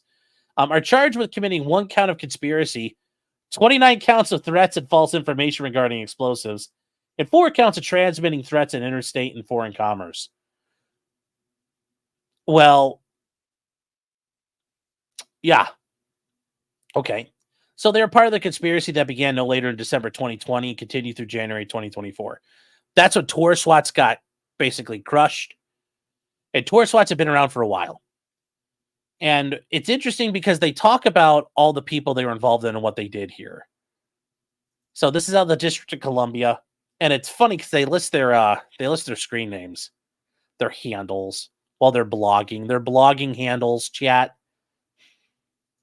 Some of these are funny. Some of these are funny.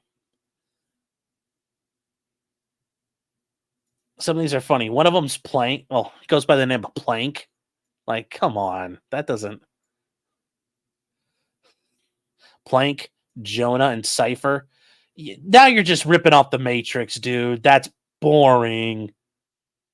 Then XBD31, Duggan. Okay, and XDR. Now you can see the 1 count of conspiracy and then 29 counts of threats and false information regarding explosives. And then transmitting in interstate and foreign commerce. So they were in and around the District of Columbia and elsewhere, did knowingly combine, conspire, confederate, and agree with each other with others known to commit offenses against the United States, namely, through the use of telephone and other instruments and instruments of interstate and foreign commerce, willfully make threats and maliciously convey false information, knowing the same to be false, concerning attempts to kill, injure, and intimidate individuals, unlawfully to damage and destroy buildings by means of fire and explosives. They did to knowingly, willfully transmit interstate and foreign commerce communications containing the threats to injure the persons or others. And they did all of this with the intent to engage in a course of conduct that would reasonably be expected to cause substantial emotional distress to the persons and or their immediate family members. Okay, makes sense. Katie Kennedy says, why am I reading all these lies? Well, yeah. Why am I reading all these lies, chat? It's just the government's lies. Now, they talk about the people here in the manner and means of the conspiracy. So these two, along with others, carried out the conspiracy. They obtained personal identifying information and home addresses for victims they wished to harass. And they carried out swatting attacks, among other things. They made bomb threats against governmental entities. Well, I mean, that's not really a problem. Like, we've all been there. Houses of worship and businesses. They concealed their IDs through use of virtual private networks, text-to-speech apps, and internet-based phone services. They used online chat groups. And the one guy, Zavo, his monikers also included Jonah Goldberg, Rambler, Warlord, Shovel. That's very Slavic. Collectivist, Mortenberg, Shecklestorms, Not Thuggin' too. And then this guy was Angus, Thug Hunter, Not Thuggin', DCL, and AOD, which I don't get those. Anyways. They promoted their criminal activity by live streaming their swatting attacks and online chat groups for people. Okay, so in December 30th of 2020, they made a phone call to a crisis intervention hotline conveying threats to commit a mass shooting at multiple unspecified synagogues in New York City.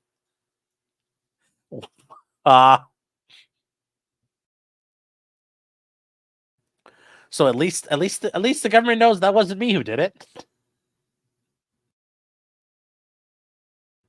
I'm just saying they know it wasn't me for sure. I hope.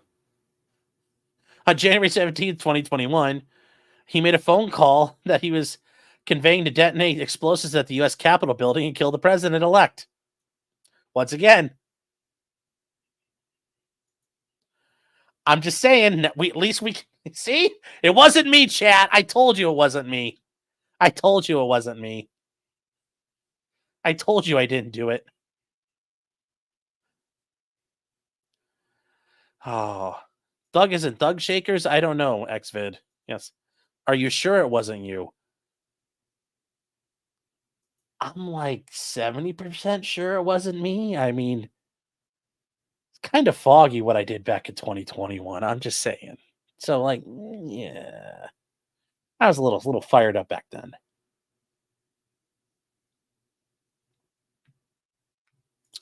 More like potentially Sabaldo. Oh. Where were you during 9/11? Pretty suspicious. I was failing Algebra 2. That's what I was doing in 9/11. So that helped me that day because I didn't have to go to class. So they've made a bunch of different phone calls, guys. They go through everything here. They threatened to commit mass murder at the U.S. Capitol building. Once again, that one's based. They were reporting a homicide and imminent suicide at the home of Private Victim 1. We don't know who that is. Private Victim 2, they did the same thing. Private Victim 3, and then there's Private Victim 4. Now they skip ahead. We're into 2023.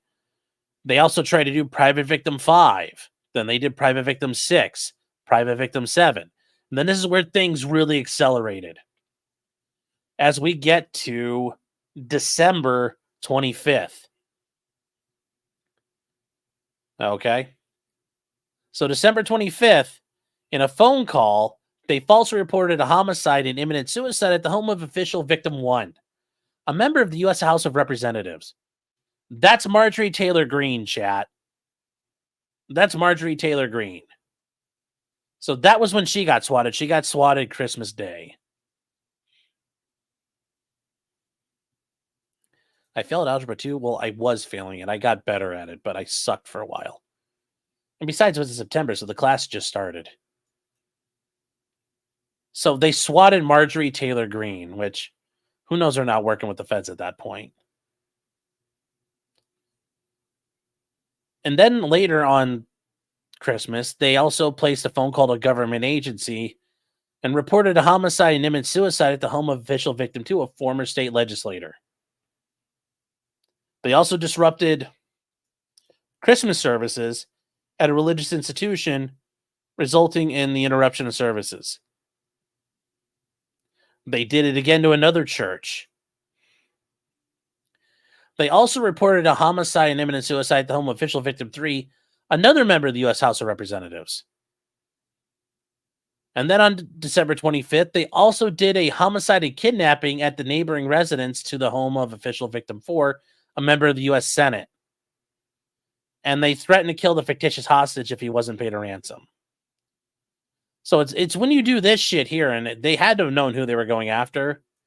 That's when you cause yourself fucking problems, guys. Like, you can't, there's only so much you can do when you start fucking with government officials. Gotta be smart. Remember, guys, pigs get fat, hogs get slaughtered. And they thought they were going to be hogs, I guess. They also reported it at the home of official victim 6, a member of the U.S. Senate. I don't recall the senators, but that's a lot of calls, yeah. The feds post the feds in other countries. Yes. Yes. And then they did another kidnapping homicide at the home of a state legislator. Man, they went after, I give them credit, man. They went after the December 26th. They did it to state victim or official victim 10, a state legislator.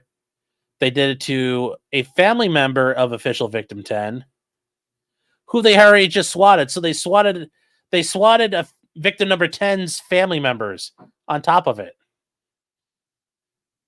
And they did it to another person, victim number 7. Then they did victim number 11, a state legislator. Victim number 12, a state legislator. Victim number 13, a former government official. Victim number 14, a senior U.S. executive branch official. I don't know who that one is, but that's somebody probably in the senior executive service, which is the highest levels of the government. They did official victim number 15, a senior official of a federal law enforcement agency. Okay, that one they should get a medal for. That one's based. But based. They also did it to official victim 16, the head of a federal law enforcement agency. Once again, I'm cool with that. Good. Then official victim 17, a state legislator. And they keep going. Official victim 18, a member of the U.S. House of Representatives. I don't recall all these congressmen. They must have all been quiet about it. But a state executive branch official. Like, do we guys know who all these people are? I just am surprised. Official victim 20, a former senior official of a federal law enforcement agency. Still, this one's good in my book, chat. Gets the Sean seal of approval. They did another head of a federal law enforcement agency. Cha-chink, check. And officials of a state law enforcement agency. Cha-chink, check. A former senior official of a federal law enforcement agency. Once again, I'm okay with this. Check. They're just racking up the hits now. I love these guys. They did the head of a county law enforcement agency. So they threatened a county sheriff. I'm like, kind of on the fence about that one, depending on it. Official victim 11, a state legislator who they previously swatted. They're just like they're circling back on people. Now this one here. Official victim 25 is a cabinet-level U.S. executive branch official. This is allegedly Alexander Mayorkas. Okay. KD saying that Georgia Senators John Albers, Clint Dixon, and Kay Kilpatrick were the Georgia Senators. Okay. Thank you. I appreciate that. But yes, this cabinet-level U.S. official, guys, is Alexander Mayorkas. Or Mayorkas, how the hell do you pronounce him? The head of the Department of Homeland Security. Now, who's messaging me?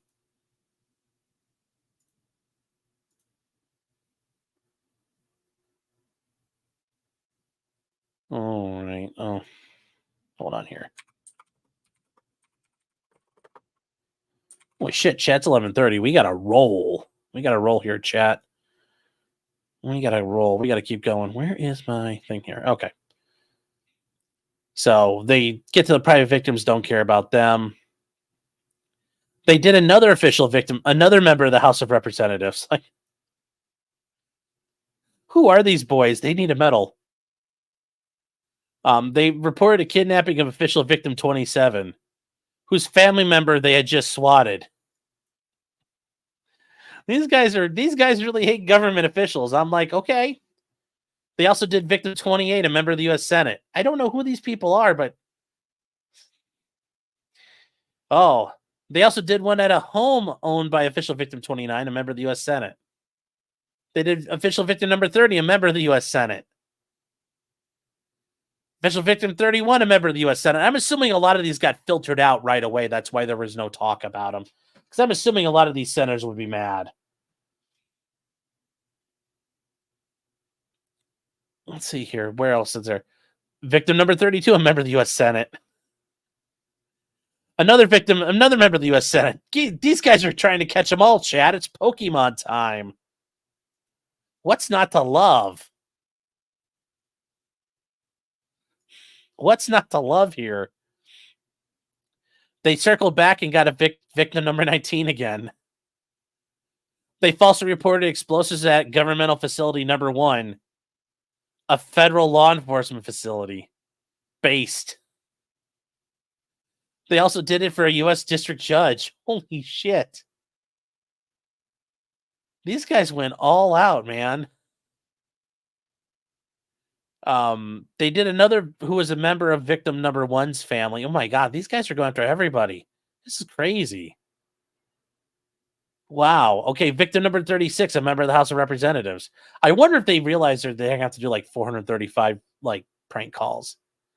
They did number 37, a member of the House of Representatives. Jesus. State legislators. I mean, this goes on, chat. Like these guys. Oh boy. Who lad? You know, the head of a state law enforcement agency. Like, I don't know, chat. As somebody said here, I mean, right now, as somebody already commented, can we sentence them to based prison? Yes. That's what I'm thinking. That's what I'm thinking here. Let's get to more comments when they got interviewed or something here. Oh my God, these guys just went buck wild over Christmas. Like this all happens right before they get caught. Okay, so they got caught and they did all of this here. I mean, and here's their counts. Jesus Christ. But they don't use all the counts. Notice, guys, all their interactions are not done. So there we go. That's interesting. So they charge them with transmitting the threats. And they go for they're threatening and injuring the responding officers. So that's how they're nailing them with the transmitting threats in foreign commerce. So they're seeking forfeiture of things. And this is the true bill. So this is their indictment, chat. Now, going back to the FBI talking about it, they did 61 officials. They did everybody. Now, it's very funny because there was, and where did I lose? I lost the article.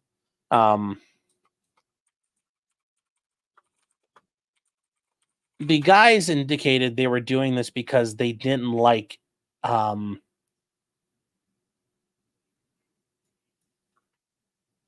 on here. Oh, I had it. I just lost it. Wash. Yeah, here we go. I had it and then I lost it. Okay. So these guys, it's very interesting, you know, what they did here.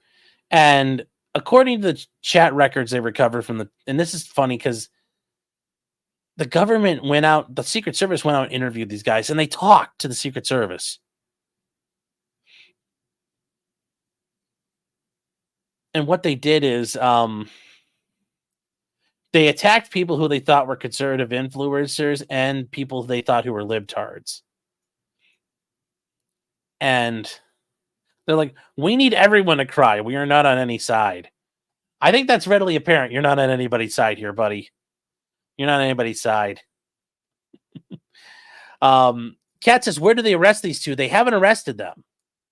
One is in Romania, and Romania is part of the EU. Romania also has a very close working relationship as a NATO ally with the United States. And even then, the U.S. military and the Romanian military and the governments are all working together. So that guy could probably get indicted and get extradited. The other guy who's in Serbia, Serbia is not part of the EU. And Serbia is still, I mean, to be fair, I'm not saying we, I guess I'll say like, we probably shouldn't have done what we did in Kosovo. I'm just saying that probably didn't turn out well in hindsight. Just saying. They still remember that, and they don't like the United States because of that. So, yeah, he could be off to Russia at this point. He'll be then safe. So, the other guy's church. He's Null's neighbor. Now, with that said, I do hope Marjorie Taylor Greene, and at least there's evidence now, the Farms wasn't involved in this, and that was the allegation that came out through it, that Kiwi Farms had something to do with it. We don't. Farms didn't have anything to do with it. So, yeah. So, the Secret Service interviewed these guys in Romania and said he admitted to leading the group. I don't know why the fuck you would admit to it, unless there were like Romanian police beating the shit out of you while the Secret Service is talking to you. And then he turned over his buddy who was interviewed by the Serbian police. And there wasn't a real motive, but he was given targets by a third person who supplied scripts and calls. And the third person is a juvenile who's admitted his involvement. Which, it sounds like that might have been the guy who got nabbed in Florida at the beginning. He was a 17-year-old. So who really knows what's happened? Click to read more and view comments. So, no attorneys were listed in their court records, yeah. So we'll see what happens.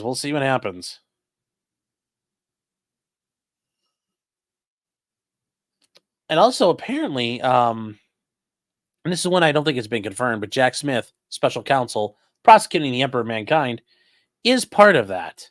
Is part of this. Yes, I put the we in Kiwi. I know. Who's this we? Paul Myrie says MTG swatted herself so she can get felt up. It's the only way. Yes. Yeah. I mean, it's too bad it wasn't Lauren Boebert. I mean, of the two. Andrews, as long as they stay out of the U.S., they should be fine. And, well, that's not enough. You're going to have to stay out of you're going to have to avoid European travel. Because the U.S. could put out like a red notice on you through Interpol and they'll yank you up somewhere. If they really wanted to, they could rendition those guys and just snatch them off the streets if they wanted to. And I bet in Romania they would help. Serbia, no. But if they want to get the one guy, I guarantee you it won't take much.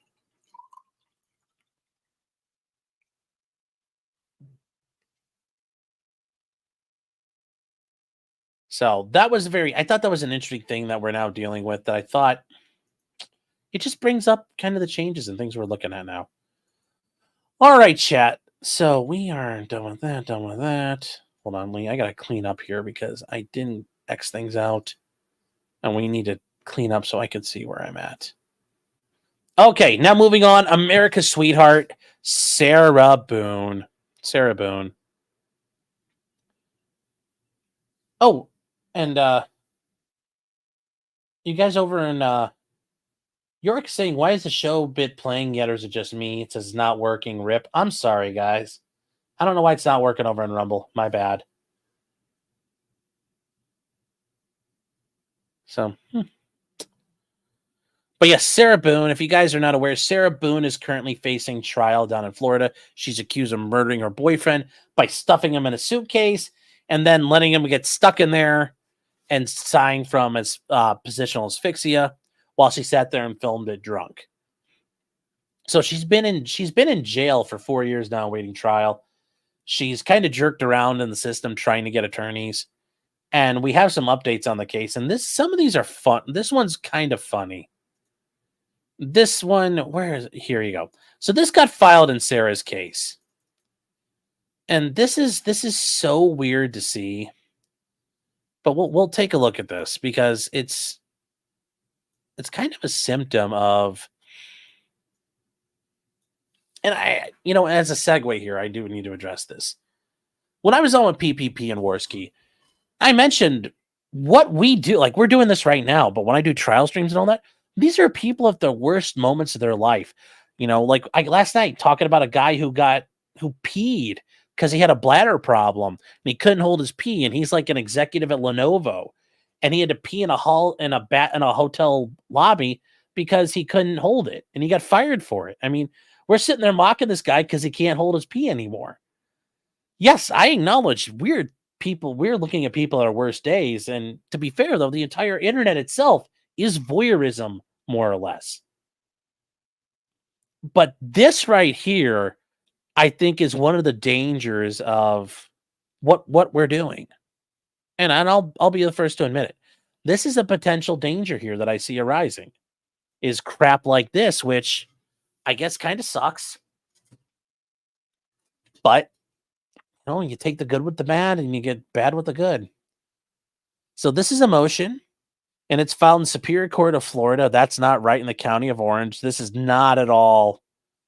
Because, guys, here's the captioning. If you want to see, like, this is the captioning. This is what if you're trying to file a case, here's what you look at. You need something like this. This is your caption. This is what that's called. All that stuff at the top, caption. We don't have that. What we do have, though, is this jumbled garbage. This pile of hot garbage. And what is it? It says Sarah Boone, restraints placed on 2/25/20 and arrest booking. She was once in jeopardy on 4/13/20 at her arraignment. Now, there's a motion to dismiss the case and charges with constitutional authorities. Okay, well, what is this? It says authority. The Constitution of the United States.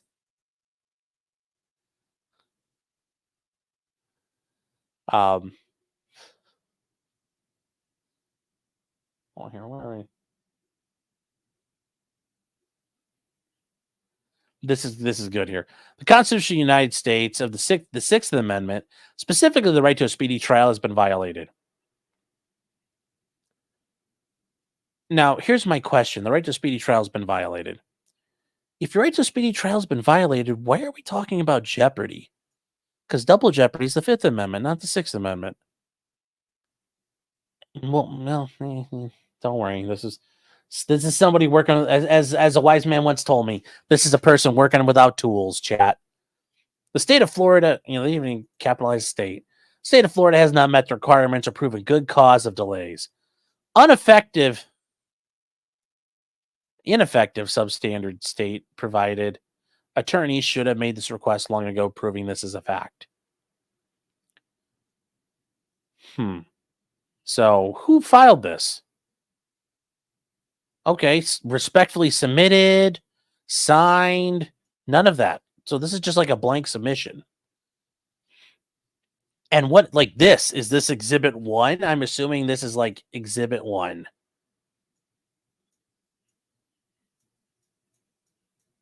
Exhibit 1, I guess. So we have the Bill of Rights. And it's all done up in its beautiful cursive there. Ratified December 15th, 1791. Yes.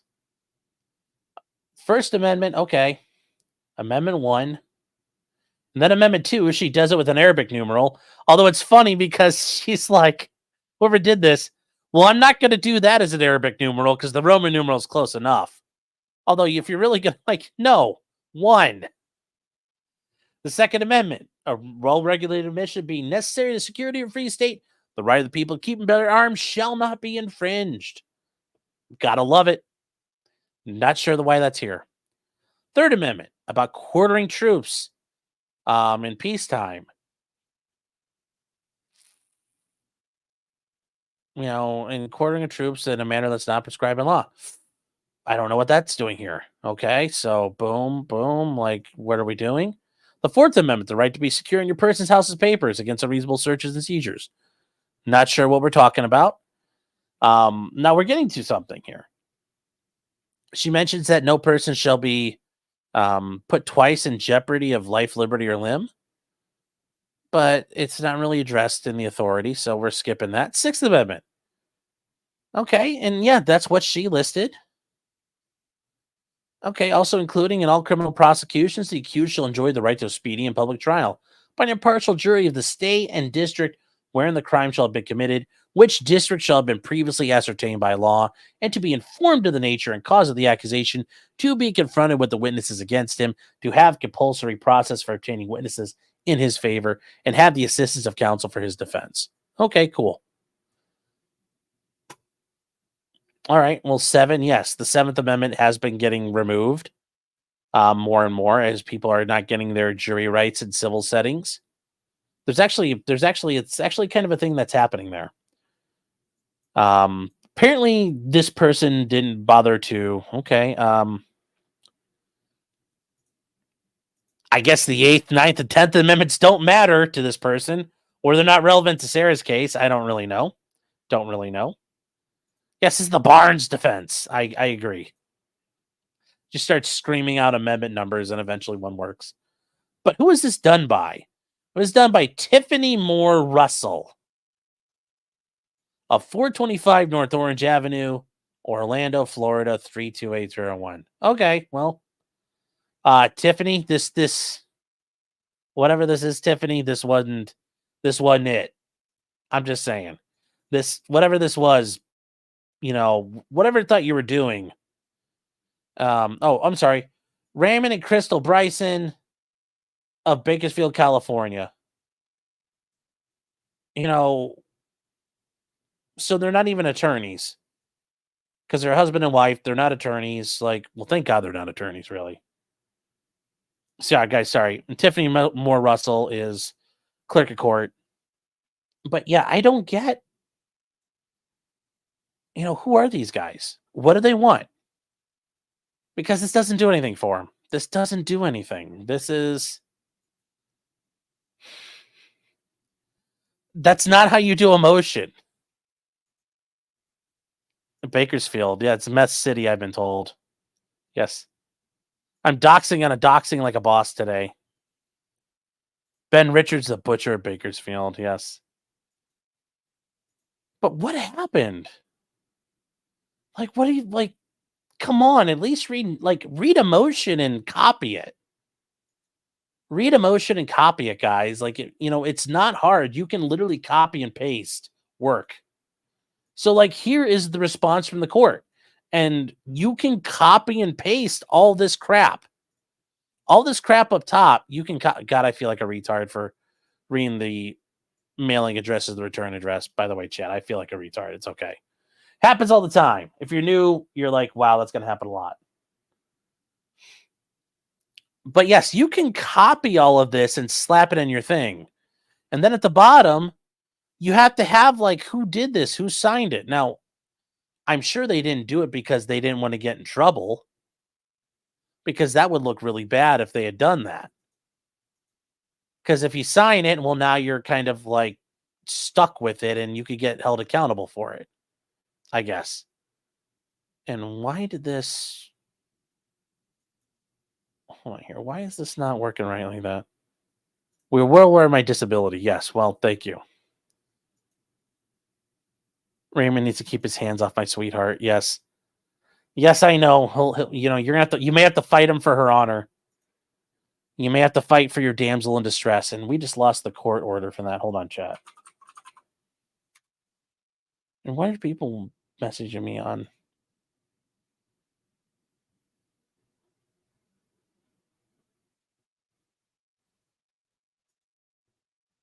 All right, here we go, chat. I don't know why it's not loading up. We'll just go back and grab another copy because it's all there. It's free. You can get 1 million copies on the internet. They just let you do that. You can re-download forms all the time. I've downloaded this 10,000 times. So we got an order to strike. Now, this is what happens if goofy shit happens in a case. Thank God I've never had this happen. But it could happen. Knock on wood. Never happens.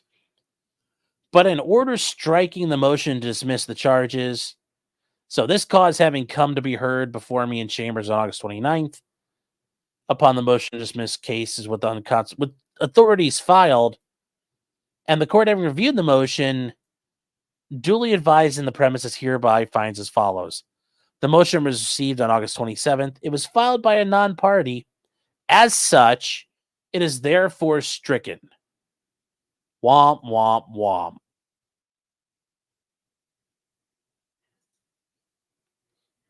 Kimbo says, I sent the Lenovo guy a LinkedIn connection request. Oh. Mama certainly didn't try with Sarah. Yeah, so I just thought it was... Well, yeah, he just said, fuck your motion. Well, yes. Erica says, what is she thinking? I don't think Sarah did this. This, I am willing to bet money. This is just people, fucking loons out there thinking they're helping. I assume we're going to get more and more of this as people like me start covering these cases, and there's more and more of it out there. We get more and more of these things going. This is going to happen a lot and a lot and a lot and a lot and a lot and a lot and a lot. So somebody's touching the cows, yeah, but they're not, if you're not part of the farms, you're not really touching cows. You're just getting in the way. Michael Boyle says, this is why I sign all my legal paperwork. Sean P. Martin, thank you. Please don't do that. Date was saying, I'm obsessed with Sarah's speech patterns. They are very interesting. They are very interesting. Yes, this is a function of teaching morons about legal topics. Yes. Yes, it's very true. Where is somebody... Erica says they think they're helping. Remember, George Carlin says it. Think about somebody you know who's dumb. There's a good chance half of everybody else is dumber than that. There are some really stupid people. They're crazy. Like, these people are crazy who filed this. There are crazy people out there.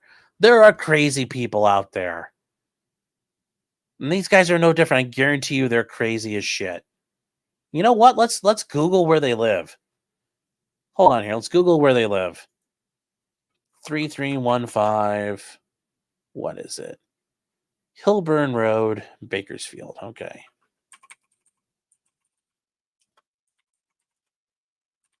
Bakersfield, California. I think it's 93308. 93306? Well, I mean, I assume they're boom. Like, so here's something. I'm assuming they're boomers because that right there is a stamp, and that's something boomers would do. So I'm assuming this is a boomer house. All right, so we got the 3315. Okay. All right, chat, here we go. Let's see what Google Maps says. Well, there you go. There's 3309. So we got to go this way. 3360. No.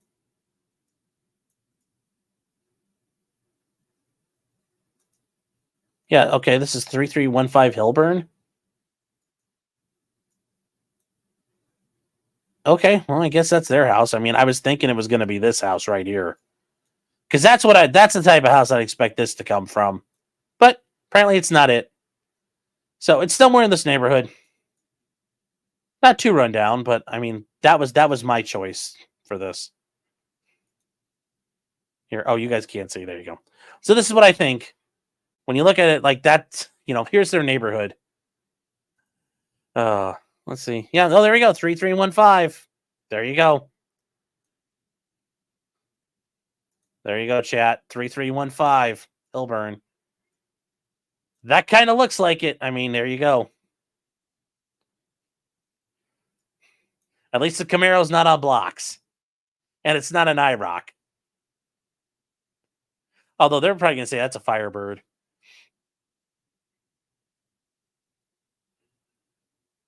This looks like Bakersfield. Oh, it is a Firebird. Okay, well, I tried. Well, anyways, there you go. That's what that makes sense like. Those are Pontiacs. I got close. It was like either a Camaro or a Firebird. Same thing. It's like a 96 Camaro. It's a rare LS. And he says, I just telling my kids about IROX. Yeah, okay, we'll see. Ooh, here's a problem, chat. Picture time, February 2022. So this might have actually 2 years ago. Rip might be on blocks by now. Rip to a real one. A lot could change in 2.5 years.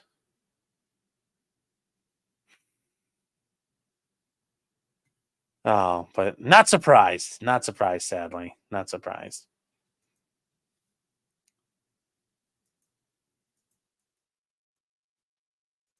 All right, we got to cancel out. All righty, here we...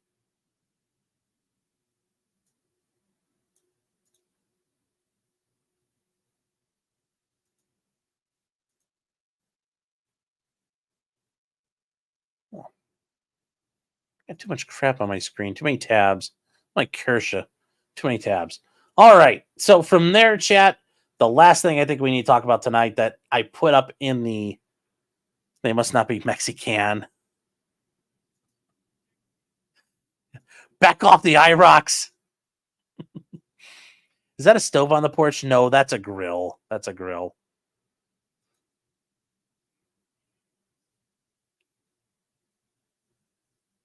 Obscure says, I got lost. Who lives there? The people who filed that crazy motion for Sarah Boone. Winter Soldier says, oh, well, thanks. Yes, got the Foxu emojis. Can't believe that place only cost 1.3 million.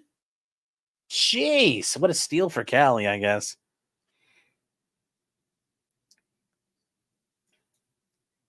They can make an heroin in there at this point. Yes. Can you post Sarah's contact info so I can send things to her? It's the Orange County Jail. That's how you get to her. All right. Anyway, let's get on to what's going on with former President Trump. There have been updates on things. So the first thing here is Jack Smith is appealing, and I knew this was going to happen. I think when we covered it at the time, I told you guys it was going to happen. In the Court of Appeals, he is appealing the decision of Judge Aileen Cannon of dismissing the case because Jack Smith's appointment as special prosecutor violated the Appointments Clause and the Appropriations Clauses of the Constitution. So this is being sent up to the 11th Circuit, and this is coming back. I will say the short story, the TLDR of this, guys, this is coming back 100%. The Court of Appeals is going to send this back home. They're going to say, Judge Cannon, you fucked up. You shouldn't have done it this way. As much as I know you guys would like to think that's going to happen, that they're going to say, nope, President Trump is, you're right. Nope. It's coming back. I know people are like, they think it's, don't start huffing copium or hopium. The case is coming back. It's going to get overturned on an appeal. So just don't hold your breath, chat. Please don't hold your breath. Now with this appeal, I read through this. It's actually pretty well done. And I honestly, it's just, there's no way the court's going to overturn this or support it. So the U.S. is believing they want an oral argument. And, this is a case of significant public importance. And it'll help the court understand it. So they're asking for oral arguments. And ultimately, they talk about the things here that the Supreme Court's decision in U.S. v. Nixon establishes the Attorney General's appointment authority. That now here, this is where they say, well, analysis confirms Nixon is correct. Well, maybe.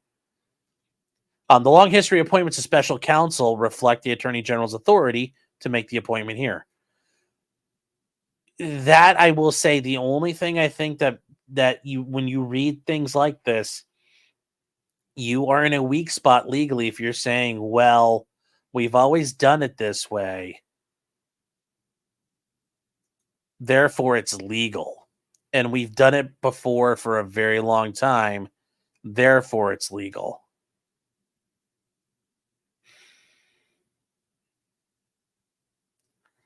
That's a sign you've got a bit of a weak argument. And then they say the special counsel was properly funded. And that one's actually interesting because of all the pages here. When you get to the end, they spend like 40 some pages arguing about this. And then they get to the end and their special counsel thing is literally just one paragraph, which either means they think this is retardedly simple or they're just really like kind of fucked and they don't really know what to do. I think they're more of just saying this is so retarded, this shouldn't have been an issue. They do point out that special counsel is properly funded through congressional enacted permanent indefinite appropriation to pay all necessary expenses of prosecutions by an independent counsel. But here's the thing. Remember, he's not an independent counsel. And he wasn't appointed pursuant to the independent counsel statute or procedures. Now, they claim that, Judge Cannon was wrong because there is law that supports special counsel. And they allow the Attorney General to appoint special counsels, as the Supreme Court held in Nixon. And they said because his premise was wrong, so was the conclusion. And that's them just cutting to the chase, saying she was retarded, this shouldn't be discussed. And then ultimately, this is entirely 40 pages of belly aching, which the Court of Appeals is going to overturn this, chat. I know you guys don't want to believe me, but yeah, that's what it is. Whirl is such an interpretive word, yes. Suzanne says, sorry I'm late, Sean. Hope you're doing well this evening. I'm doing pretty good. Hope you're doing well yourself. Hope all you guys out there are doing well. J-Rock says, when the last time you did an appeal? Like 2 weeks ago, and I've got I'm going to be filing extension on Monday or Tuesday, but I've got three or four due in the next 45 days. So I've done quite a few. What a number of them.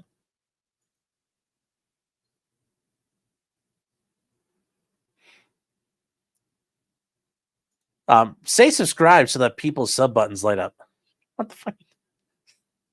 Does it actually do that? Okay, subscribe.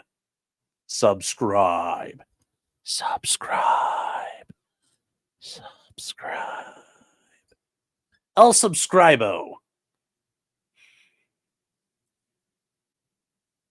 Practicing appealer, yes.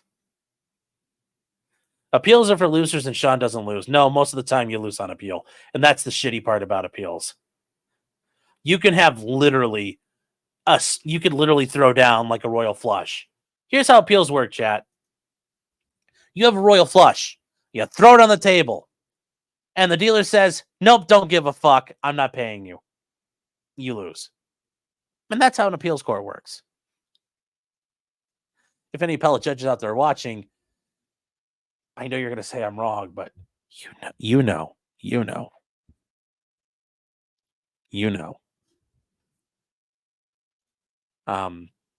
Yeah, appeals are important. Yes, they are. Sergeant Dornan says, I'll let the Hat Man know you guys said hi. Well, thank you. Mr. Squiggle has been a member for 23 months. Thank you. That's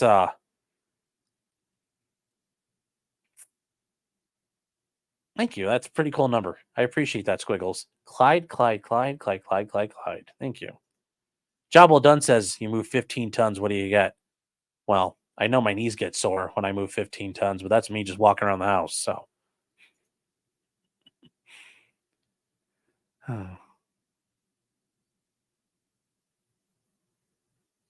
Turner v. Driver, qualified immunity. Oh my God. We're not doing Chili de Castro stuff. No, chat, no. Eric Foam says, but you have the best hand. Yes, but the Court of Appeals says don't fucking care. Harmless error. Don't care. This is different. Why? We said so. That's all. That is the nature of appellate work.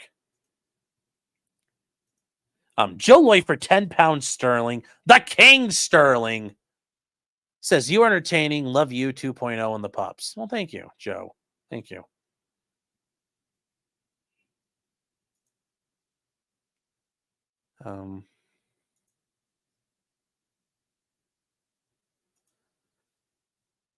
All right.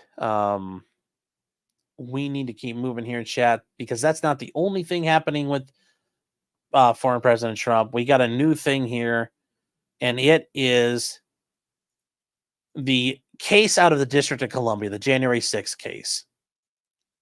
Now, things have changed in this. This is the lawsuit where they allege he did all the stuff in the lead up to January 6th and all those things. Now, there have been a lot of changes to this. It's a superseding indictment, meaning they filed an indictment that supersedes the old one. Basically, think about it like if you're typing a Word document and then you save over another file. You've saved over that file. So there you go. This is the one that's in effect now. And they change a lot of things in here, chat. It's 36 pages. It's still the same thing here. But there have been a lot of changes and a couple of the big things here. And this is where, if you guys want to read it, it is out there. And it got filed on the 27th. They change a lot of things that are being alleged in this. And a lot of those focus on, oh, wait, this is not. A lot of the things that get done with here in this part of it, they take out a lot of the official acts. So this is the DOJ's attempt to say, okay, we listened to Trump v. United States. We hear the Supreme Court. We heard what they said. So we're going to comply with that. We're going to get rid of the official acts. Official acts gone. So when Trump was doing all those things where they claimed he was talking to the DOJ to get people removed and quit and all that nonsense, that's all gone from the indictment now. It's all gone. They're trying to focus on things where he was running as candidate. So like the stuff in Georgia, they're trying to focus on those things where he was candidate Trump, not President Trump. That's their way of trying to accommodate the court rulings here, which I read through this. I think they actually did a pretty good job of trying to, thread the needle. Do I think it's still all a bullshit case? Yes, but it is what it is right now. Another thing they did in this, which I will give them credit for, this is where one of my law professors said, when we're trying to figure something out, he's like, come on, guys, think. He's like, it's sneaky lawyer time. Be a sneaky lawyer. Come up with something. Be creative here. Mike Pence is now no longer the government official in charge of certifying the election, and that the certification hearing is now ceremonial. It's not an official governmental action. Because if Trump is telling him to stop an official governmental action, he's working as president, and he's allowed to stop an official act. But if they say it's ceremonial, therefore it's not really that important, well, that hurts Trump now because they can claim it's not an official act. But if the DOJ takes this stance here, does this help people who have been facing a lot of the charges that all the other January 6 people? Because they're claiming it was like an insurrection. They were overturning government. If they were challenging a ceremony, overthrowing a ceremony doesn't change the government. I wonder if this is going to cause problems with all the January 6 cases. They're now making inconsistent statements from, defendants along. Now they're holding a position it wasn't an official action. So people were disrupting a ceremony. Is that really where you're going to get all these people obstructing Congress and insurrection and seditious conspiracy, all that crap? I think those people have arguments they can make now. So something to think about out there, chat. Something to think about. Something to think about.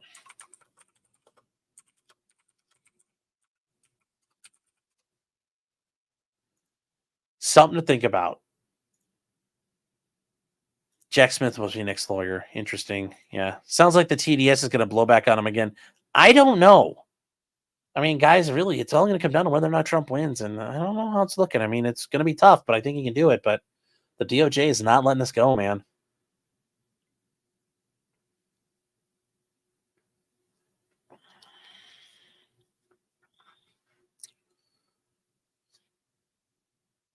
Magnificent Devil saying this is what they do with gun control laws. They push stuff until SCOTUS says no, and then they try again using that decision to craft the next law. Yeah, but that's the nature of the law.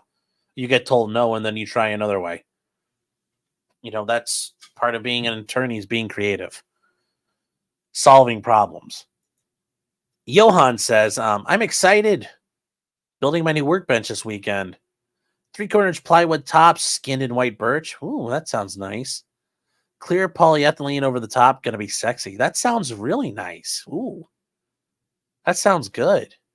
Well, good luck, Johan. Hope it works out well, and make sure you keep all your fingers. Start with the same amount of fingers you end with the same amount of fingers you start with.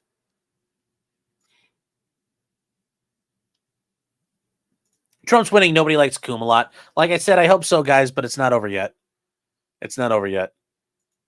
I'm just a permadoomer. Well, that's yes. As a lawyer, you're at doing this long enough. Everything makes me pessimistic. I always think there's another shoe waiting to fall. I'm always waiting for the ambush to happen. But that keeps you sharp. It keeps you on. It's like heat. Keeps me sharp. Keeps me on the edge where I need to be. Oh. So yes, I think ultimately the Emperor will remain victorious, but we'll see there. Now, this is one we covered a little while ago. We covered this, guys. The Alaska Airlines pilot, he tried to crash the airplane, and he got charged with 83 counts of attempted murder. He gave an interview to ABC News. He gave an interview to ABC News, which, once again, please don't talk to the police. Don't talk to the press.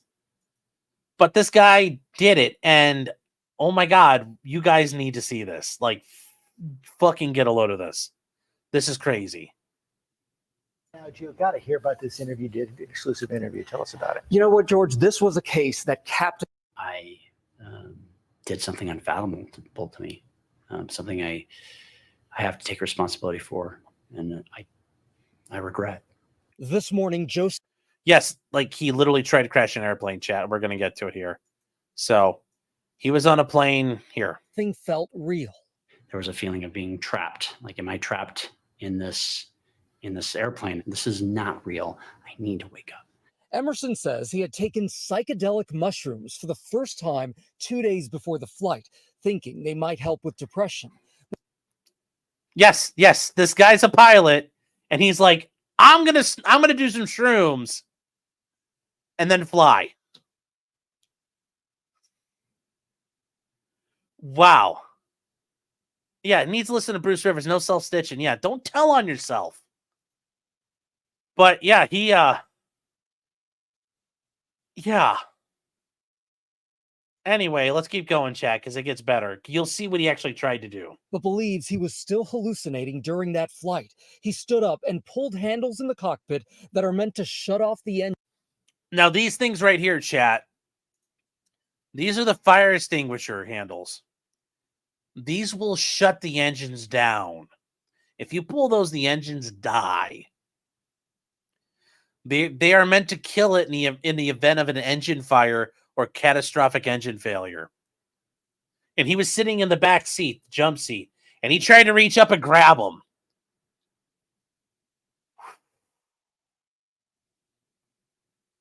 Now, the idea that he was still like high on shrooms, I don't know. I'm just assuming this guy's a fucking nutcase. But yes, he tried to grab him, and the pilots had to fight with him. Engines in the case of a fire. It didn't work, and if it had, that could have brought the plane down. There are 2 red handles in front of my face, thinking that I was going to wake up, thinking this is my way to get out of this unreal reality. I reached up and I grabbed and I pulled the levers. Did you know what the levers were at the See, here's the thing, though. Oh, hold on. We actually need to answer this part. time? What I thought is, this is going to wake me up. I know what those levers do in a real airplane, right? And I need to wake up from this. It's 30 seconds of my life I wish I could change, and I can't. Now, here's the part I don't get. They kicked his ass in the cockpit. Well, no, actually, they took him out into the cabin, and then he tried to enter back into the cockpit, And he says every time it was just a hand grabbing him brought him back to reality. And then he begged them to restrain him. So, but still, like when you're in a dream, I've never had a dream where I'm like, I'm going to fucking off myself. That's how I'm getting out of the dream. No, usually something's trying to kill you and ends the dream. But yeah. Yeah, his wife's looking at him like, you fucking retard. Yes, she does. She's looking at him like he's an idiot. How is he not in prison? I don't know. So with that being said, guys, his case, he has since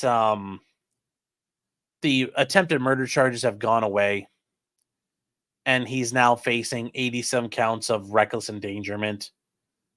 So he is now facing that and multiple other charges.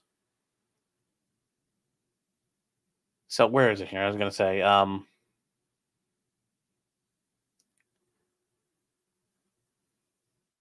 he said, and then he's like, yeah, it's 30 seconds of my life I can't take back. Well, yeah, and I'm glad you can't.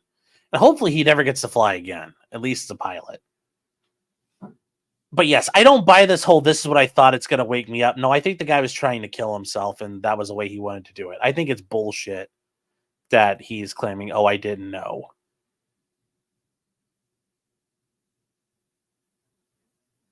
How many cancer doctors were on the flight? Dark Lotus says, how's that not hijacking? I don't know. Yeah, it sounds like a fake trip story. I think so too. I think it's ridiculous that he made that claim. He said, as soon as he grabbed the engine shutoff levers, the pilots pulled his hands away. He remembers the immediate confusion trying to figure out what happened. He also recalled that made him quickly realize the situation was very real. He's like, it was the touch on my hand. They grabbed my hands where I stopped, and I had that moment in which I'll just say, I view this moment as a gift. It's like, what? What? The two gifts, he said, the second was the engines did not shut down but continued to operate.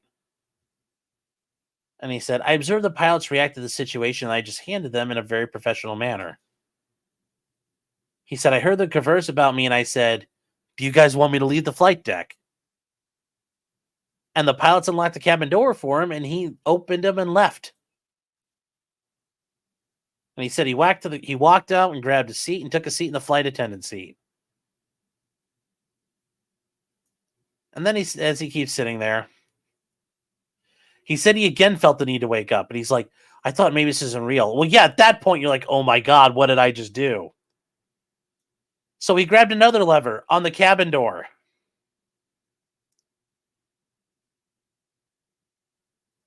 Yes, chat. He opened the door, like the cabin door to the airplane. Like you open it and you're like, shoof, out the door. He said, I put my hand on the lever, but I didn't operate it. For acting like you're in a dream, you seem to know what the hell happened here, buddy. At that point, she put her hand on mine, and with that touch, I think around that period is when I said, I don't understand what's real. I don't understand what's real. At that point, he has to be handcuffed, so they handcuffed him. This is such bullshit. The guy wanted to kill himself. Like, we all know that. He also believes he's an alcoholic.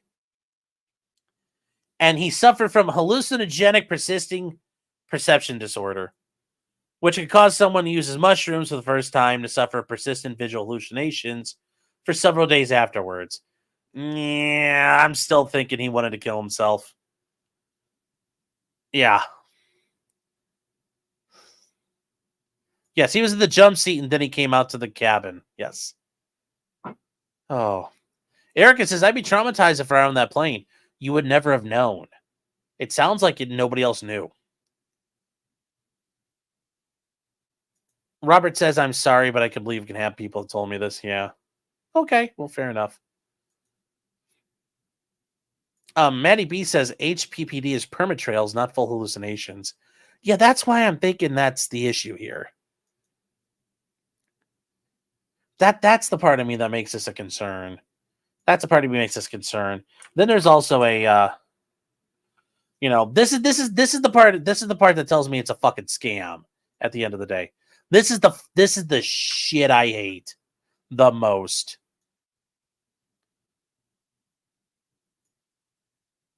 This crap here. They're now dedicating much of their life to building their new nonprofit, The Clear Skies Ahead. Their goal is to raise funds for awareness of pilot mental health and to emphasize the importance of not being afraid to seek help. Now, that is true in aviation. If you're a pilot and you do have mental health concerns, they can ground you very quickly with those. But everybody does it. All the scams, I'm starting a nonprofit. Everyone starts a nonprofit.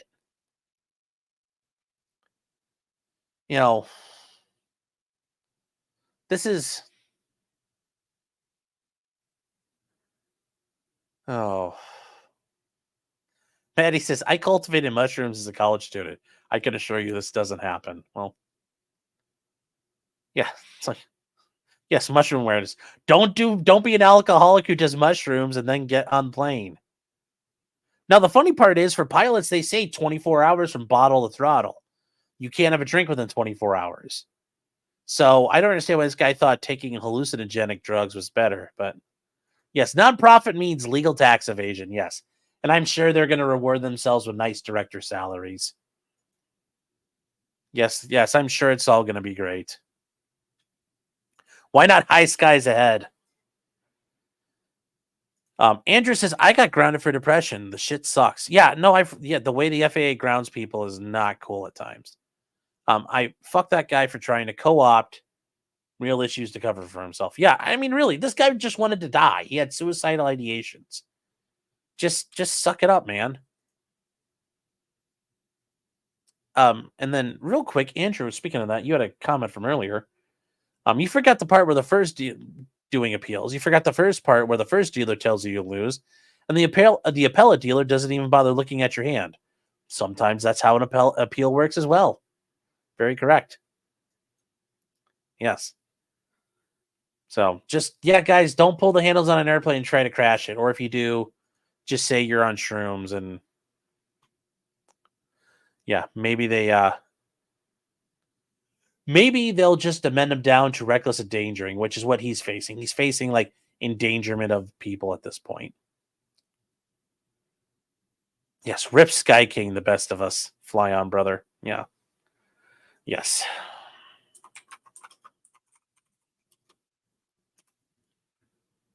Yes.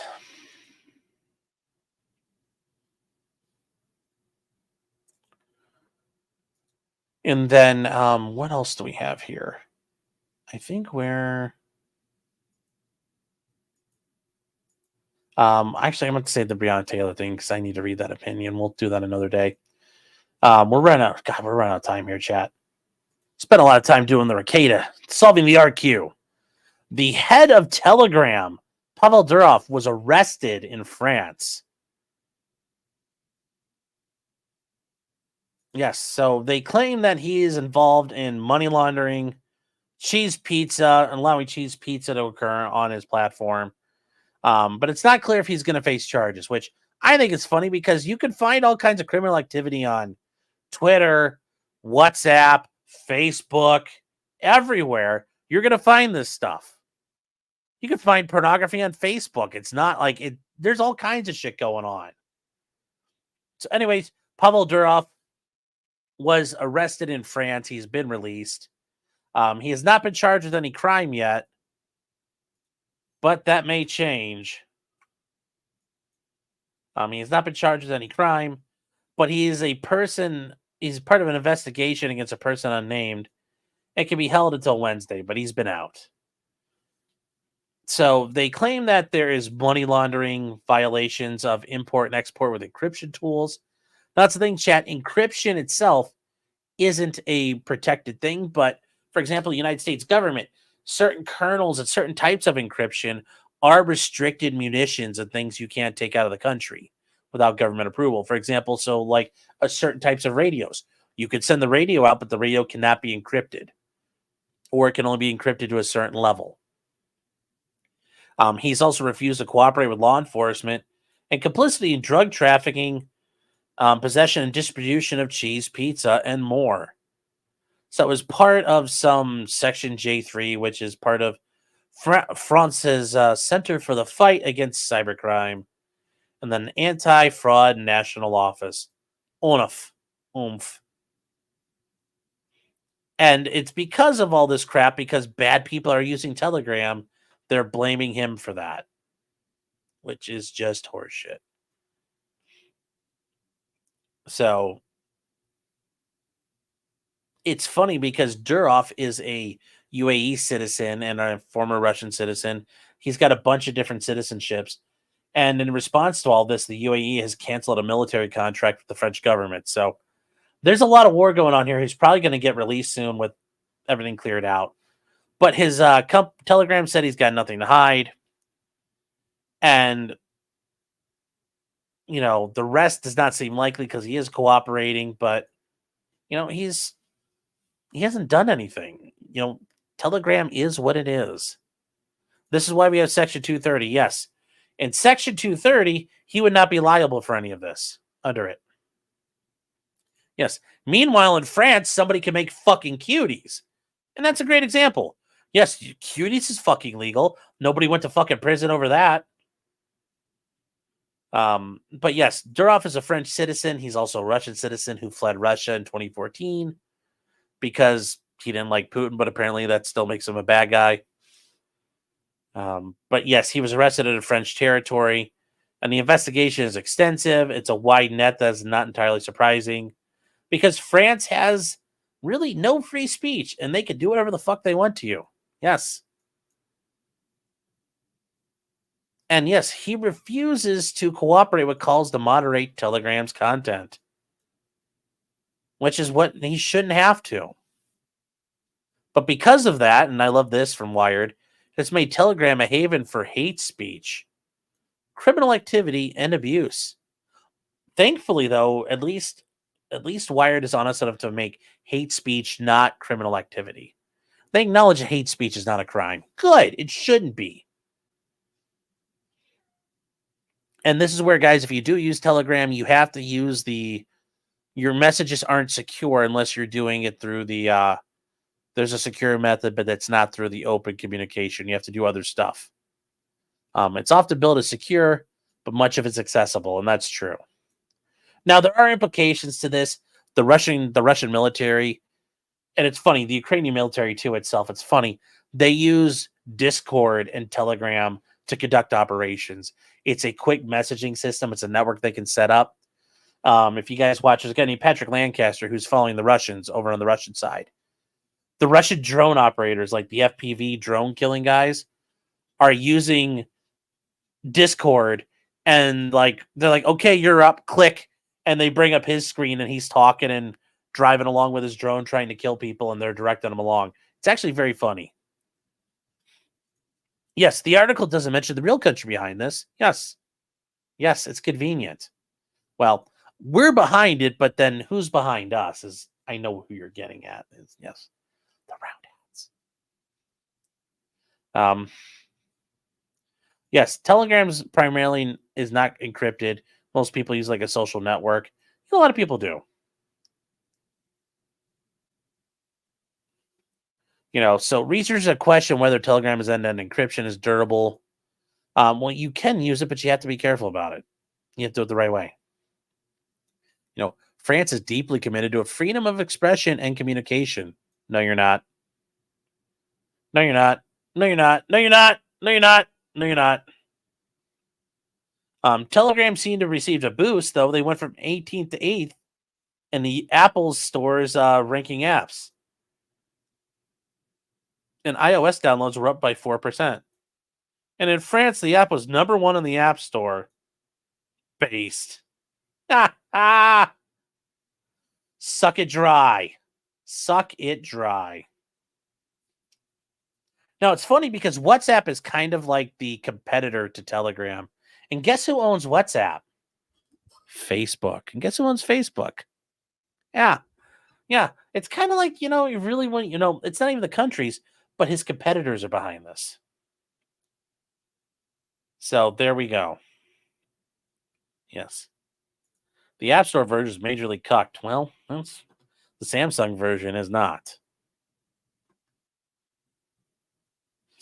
Telegram is fucking cool. No, WhatsApp beats the shit out of Telegram. Oh, yeah, WhatsApp is compromised by Zuckerberg, so you want to be on Zuckerberg's app, go for it. I won't touch it. Telegram's based, and that's good enough. It doesn't have to be perfect. Every Indian has WhatsApp, yes.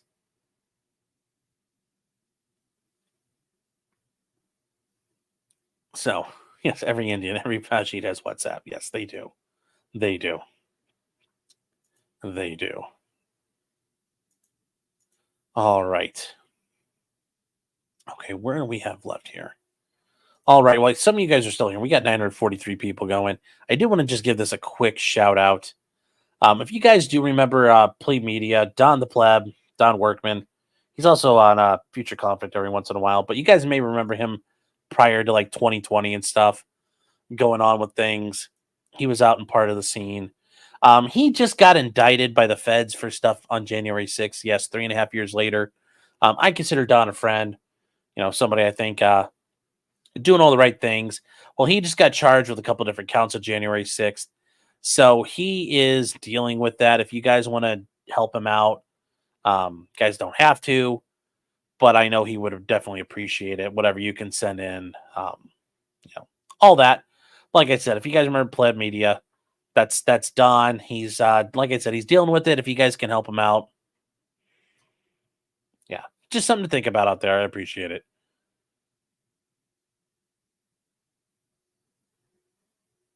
Now, this moving on. If you guys remember the show, on the Jamie Knoll and Misty Knoll investigation, specifically undeclared. So, if you guys remember the show 60 Days In, why did that? Hold on here.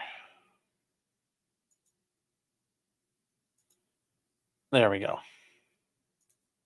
So, if you guys remember the show 60 Days In, and you guys remember that the first year, send him Clyde coin. He needs a lot more in Clyde coin.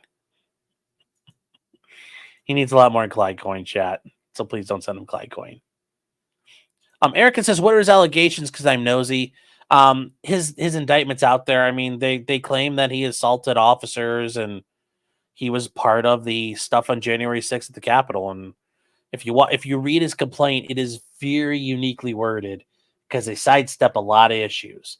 So just like everybody else there, he's accused of, being part of the insurrection. He's accused of assaulting an officer. Forget a couple of the other counts right at the top of my head, but I did look through it. It's actually very interesting how they worded a lot of things. So basically the run-of-the-mill stuff the other January 6 people have been done with. Although I will say in Don's defense, he did not go inside the building. He didn't go anywhere near the Capitol building itself. He was up there on the steps and all those places around the Capitol, but he never went inside. Never went close to going inside. So Lisa says, coming from good logic. Oh, well, thank you. Say hello, Joe, and all the tunnelers.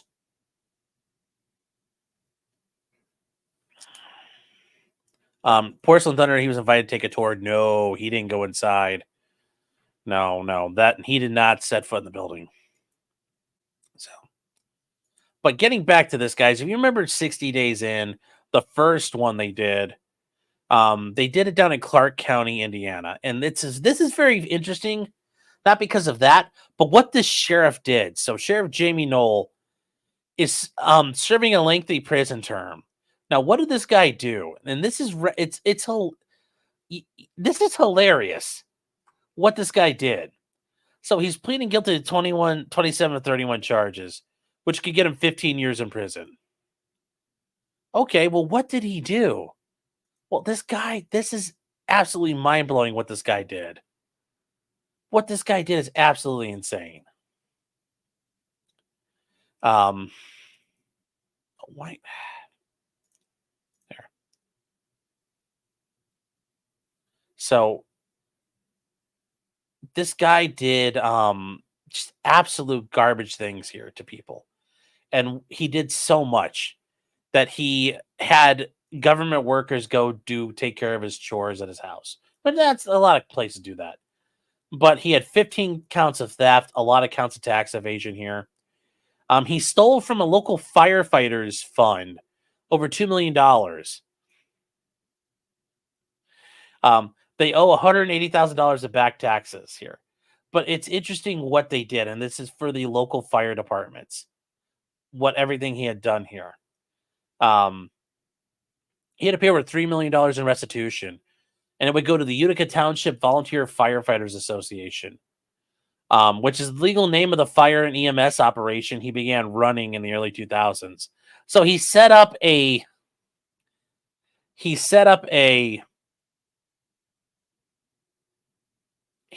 fire and EMS organization, and he skimmed like $3 million off the top of it, which is absolutely what this guy did. Is just, it gets better though, Chad. It gets better. It gets interesting though, because what they talk about he did, he made jail staff work on his personal property and run his errands, which, okay. But what they did is they found that all three, he used their credit cards, like Tiffany Herndon, the super mayor. So this is the super sheriff, really. The super sheriff stealing on the credit cards. And they didn't pay their taxes for 5 years. That they spent over $100,000 on their kids' tuition. They spent over $300,000 on vacations using the fire department funds without reimbursement. And he's in jail because he got caught having firearms in his home, violating his bond. And then on top of all of this, he had a kid with his mistress who was a city councilwoman. And he made child support payments with his government agency funds. And he spent over $100,000 of the government funds on child support. He gave her free travel. I mean, this guy's running the high score of being this guy's making Tiffany Henyard look like an amateur right now. There were 133 vehicles are registered to the fire department and the EMS people. And they were not consistent with a non-for-profit fire department. So he's accused of trading and selling them. He'd register them to himself, and then he'd sell them and pocket the money. He also had 26 containers of military surplus equipment belonging to the sheriff's office were on his county.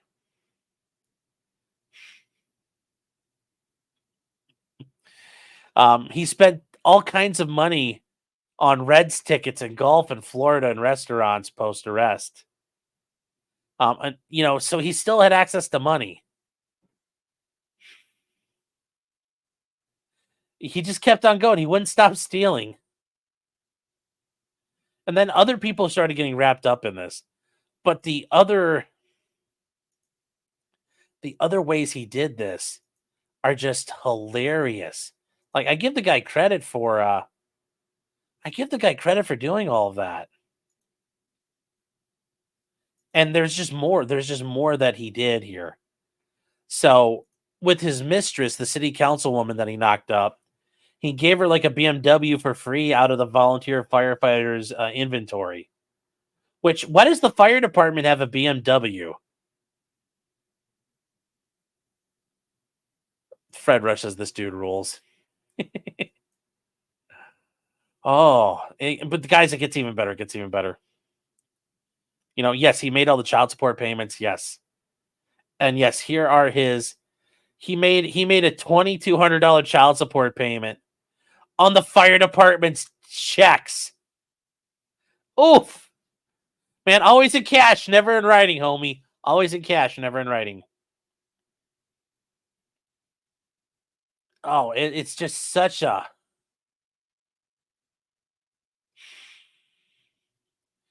But yes, they looked into his baby mom's BMW, and it was owned by the fire department when she bought it for $21,000. Well, that's nice. And then, hold on here. Is this where the...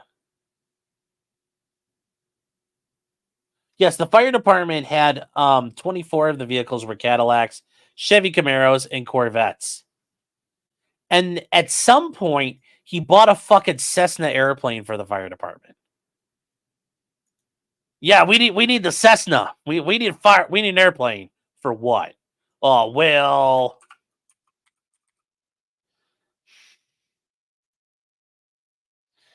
Yeah, that's just my dude. Come on.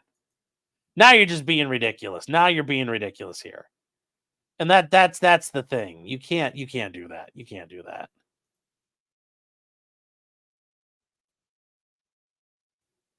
You just can't do that. And this is where it starts. This is where it starts, chat. And this is, I'm not joking. If I'm lying, I'm dying. This guy registered and this may seem old to you, but that's not too old for a Cessna. A 1958 Cessna 172, one of the most common fixed-wing single-engine aircraft out there in America, ubiquitous, was registered to the fire department. Oh. What did this guy do? What? Why? Why?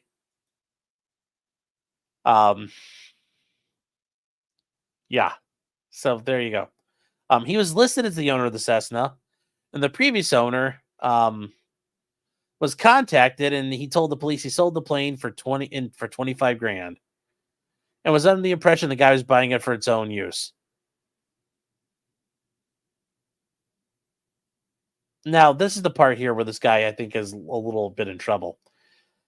He got a copy of the cashier's check used in the transaction, and they say it was deducted from the firefighter's account and not his personal account.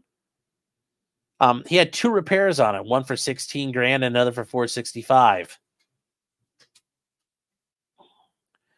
And according to the warrant, 2 jail employees accompanied the sheriff when he bought the plane. They thought he was buying it for himself.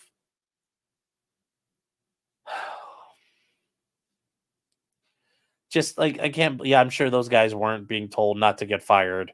So, was this in Dalton? No. And that's the thing. Yeah, you know, Nate, listen here, Nate. You think you found the corruption, buddy? I found the big corruption.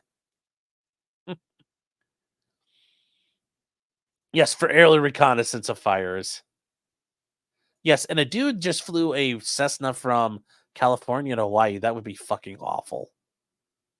Job well done says you would be surprised how close you live near an airport. Yes, we all generally live close to airports. You wouldn't believe how many there are out there, even just grass strips. 25,000 seems cheap. Well, it looks like he had to put another 15, 16 grand of work into it. So I'm sure it had a rough time. It had a rough life. He also bought a hovercraft. I'm surprised he didn't buy a helicopter. Well, the sheriff's department can have a helicopter. Sweet Tooth says they do use planes fighting fires. Yes, but there aren't brush fires and wildfires in southern Indiana like that. And the airplanes that are doing firefighting duty are like tankers and big cargo planes that can have massive holds full of flame retardant. Not a little, like, if you guys, hold on here, we need to do. If you guys don't understand how big a Cessna 172 is, like, here's a Cessna 172, just for example. This is a Cessna 172, chat. This is an old Cessna. This is an oldie Cessna. Probably what he bought. You're not firefighting with that. You know, and here's a more modern one, a newer one. It's not a big airplane, chat. It's not a big airplane. Like, I don't think I could fit in one right now. That's what I'll tell you. He was buying it for himself, yeah. Oh, hold on, you guys need to see, yeah. So here's a modern one. I couldn't fit in that. And then here's the old one that he bought. Probably. There's no way you're fighting fires with that thing. You need big airplanes to fight fires.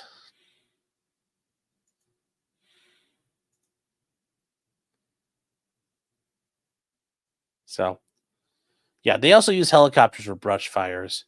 Yes, and they have the dipper buckets on them, and they'll dip out of your pools and stuff. Yeah, yeah. All that stuff happens. You can't see. I'm sorry. Doesn't have like a 270-pound useful load. Yeah, they're not. Yeah. You could barely skydive out of one of those. Yes. Eric says, "Are we not getting that thing, dude? Private aviation. Oh, there's nothing wrong with a Cessna. You can fly in a Cessna.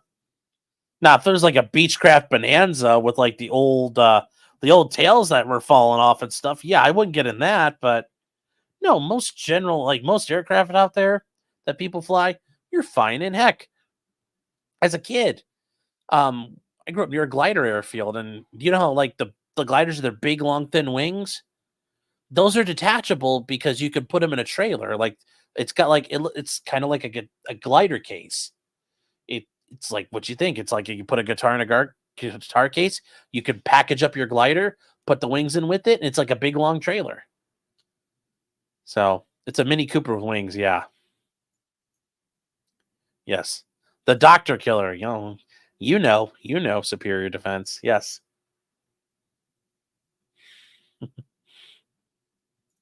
Bob says like a detachable penis. No, it's kind of like the tail would fall off and you die. So pretty much everybody who learns on a Cessna. Yeah, pretty much 172. Mm-hmm. Yep.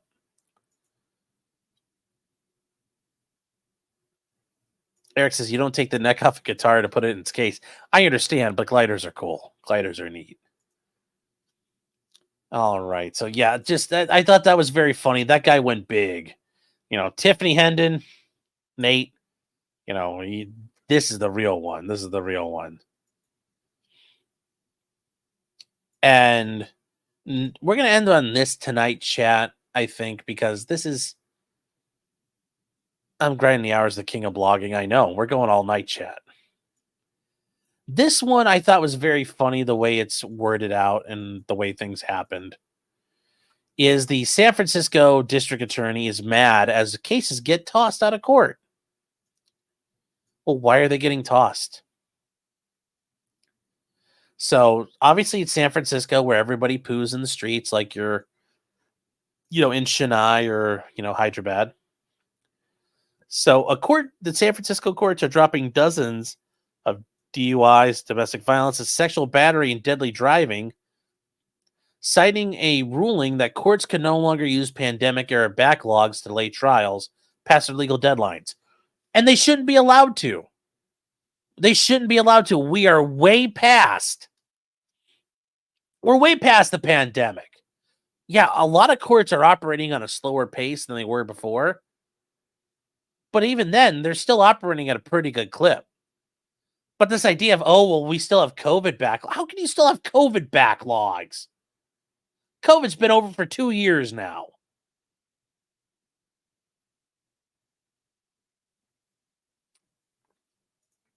COVID 2077. There are too many criminals, can't keep up. Then she needs to go get more funding. Or you know what? If there's too many criminals, maybe you only focus on the most serious of crimes. Maybe we don't need to put everybody in jail. The idea of the decarceral system. We don't need to go after everybody. Is everybody somebody we should really go after?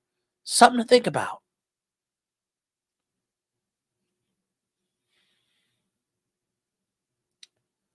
Just something to think about there, chat. It's nice they let domestic slide on the back burner. Hey, the prosecutor's the reason why I wasn't going.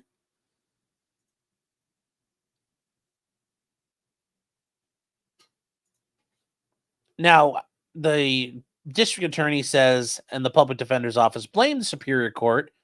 Now, I don't know why the public defender's office is blaming anybody. They're like, look, we're just doing our fucking job. It's not our problem. Why are you guys even talking? Just say it like, la la la la la la la la. If I'm the public defender's office, I'm just going la la la la la la la la la la la la la la la la ha ha ha ha ha ha ha. I'm just doing the troll face, like, problem. I wouldn't be caring. But they're blaming Superior Court for failing to try cases, thereby delaying defendants' constitutional rights to speedy trial. Well, shit happens. Everybody has their role to play in the courtroom.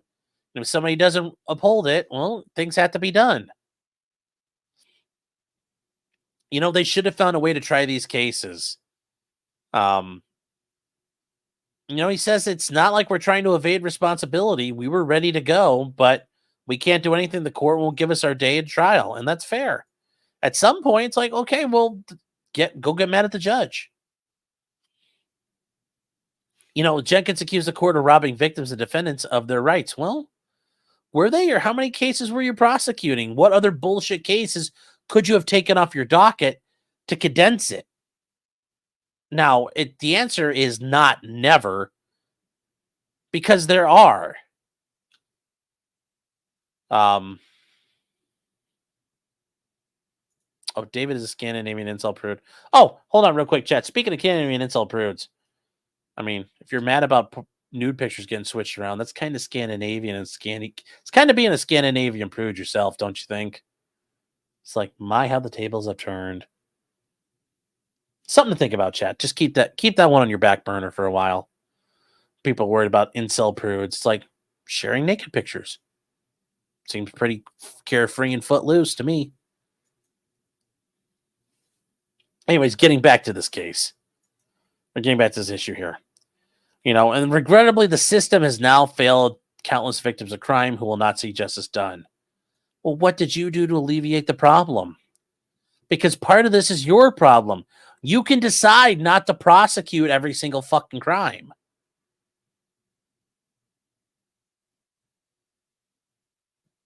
And they say that and they point out the court can't comment. Judge shall not make comment about pending or impending proceedings. Now, here's the deal. 76 are up for dismissal Thursday. Compromising 74 defendants. They included guy hitting a taxi. Okay. And then from there, he killed a mother and daughter visiting from Florida. It's like, so yeah, that's a little bad. Uh-oh. I mean, oh boy. They include a man accused of sexual battery in 2022 who was previously convicted of groping a mother's breasts and genitals outside a daycare in 2014. Okay. Half the cases up for dismissal are DUIs.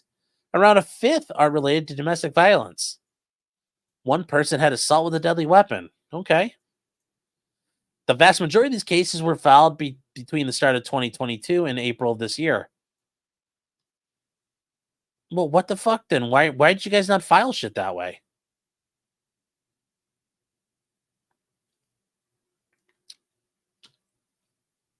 Now, they're going to be dismissed with prejudice.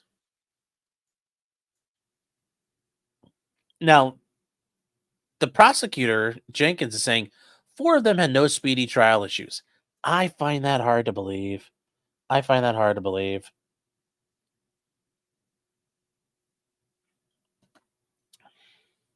I find that hard to believe. I mean, if there's no speedy trial issue, then why is the court dismissing it? It doesn't make sense. Doesn't make sense. I think there's something more there. When asked for clarification, she wouldn't specify the nature of the 4 cases. Well, yeah, there you go. That's part of the issue here. Well, they're bad. Well, there's nothing wrong with them. Well, then what's up with them? Well, I can't tell you. It's like, okay. Secret knowledge. No, I'm not buying that. We're not buying the secret knowledge. The mass dismissal stemmed from a case in which they accused a woman was doing DUI back in 2021. Okay. She was handed a March 2023 court date, but the judges postponed her case 6 times throughout the following year, citing a backlog of cases. So she probably filed a motion to dismiss, and after a series of appeals, the appellate court ruled in July the Superior Court was violating her right to a speedy trial. And that can happen. So, now this is interesting, though. When the public defenders are suing, demanding more courtrooms be made available. And yes, Kim Jenkins saying, lay that at the feet of the court if you're mad. But remember, up here, she's like, well, I'm not going to tell you why these.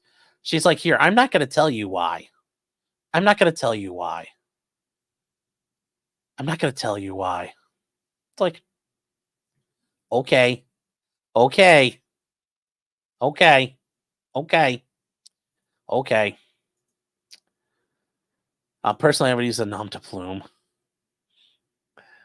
Oh.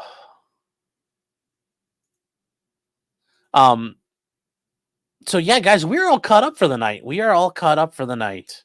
Hold on here. When are you guys? Hold on here. Before the Grave says, do you think this is bad? We're in Massachusetts. My father's case of filed in 2019. We haven't gone to trial and had 4 trial dates set. One was moved because of Karen Reed. The others were on motions unruled on.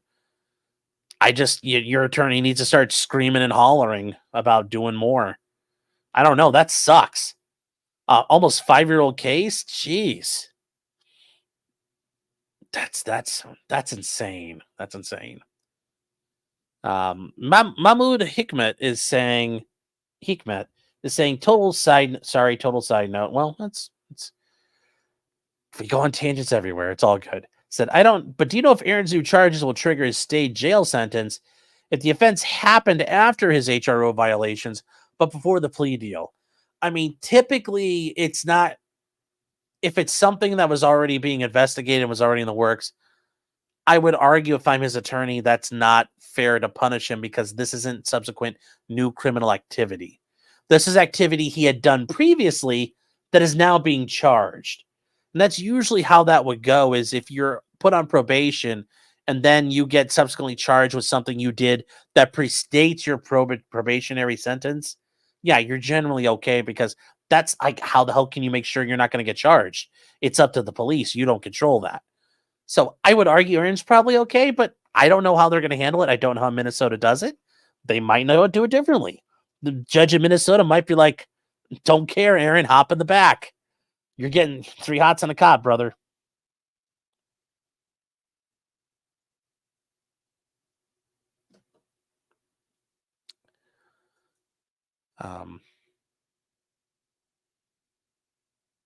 Angelo Barksdale must have been there. Yeah. No, we're not going to deal with Richard Allen today. That's going to going. John says, I just paid you $10 for reading free chat. I read everybody's, dude. Okay. I am sorry. I didn't see you had something here. I'm going to roll through them now. Okay. John says, what a fucking day. Rekieta is the gift that keeps on giving. Just logging on now. Does Aaron's arrest warrant violate the disposition of his restraining order against his restraining order violation case? Well, you and that's a question there. I don't think so. It doesn't, like I said, generally speaking, like once this probation thing happens, the stuff Aaron did is like way here before it. If you're put on probation, then you start getting pinged for things you did before you got put on probation. It's not fair for that judge then to say, well, your new activity are violating you, because you don't have any control over that. And John, like I said, I didn't see that there, but that's kind of where I'm looking at it there. Apology accepted. Well, thank you. I appreciate it. Sorry. Like I said, I didn't want you to think I was ignoring you.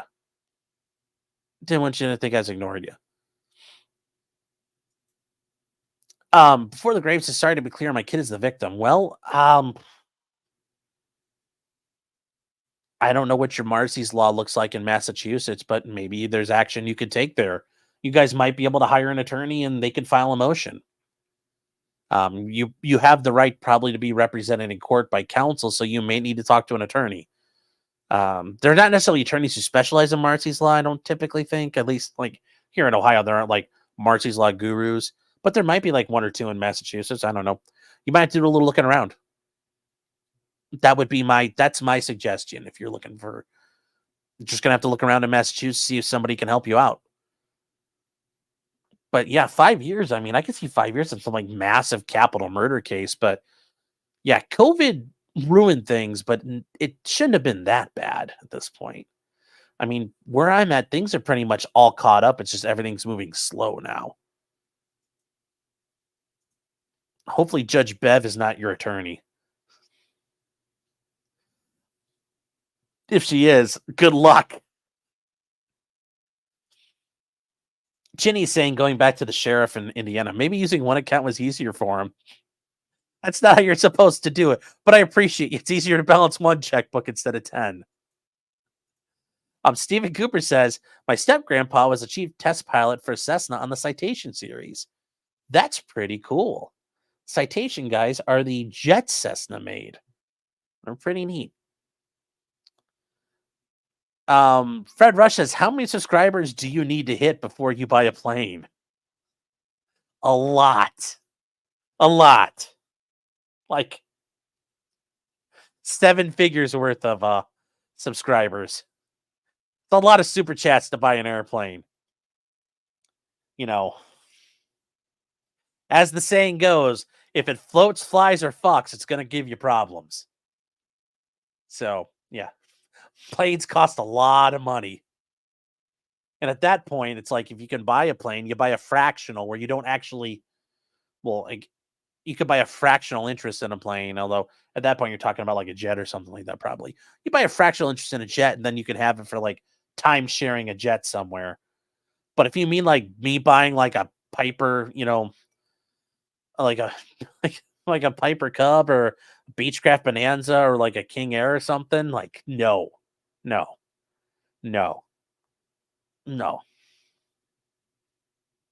Besides, if I could buy a plane, you want to buy something cool like a P-51 or something neat like that. But those things require you to have, like, you got to know how to work the engines on those things. I don't know how to run a Rolls-Royce Merlin.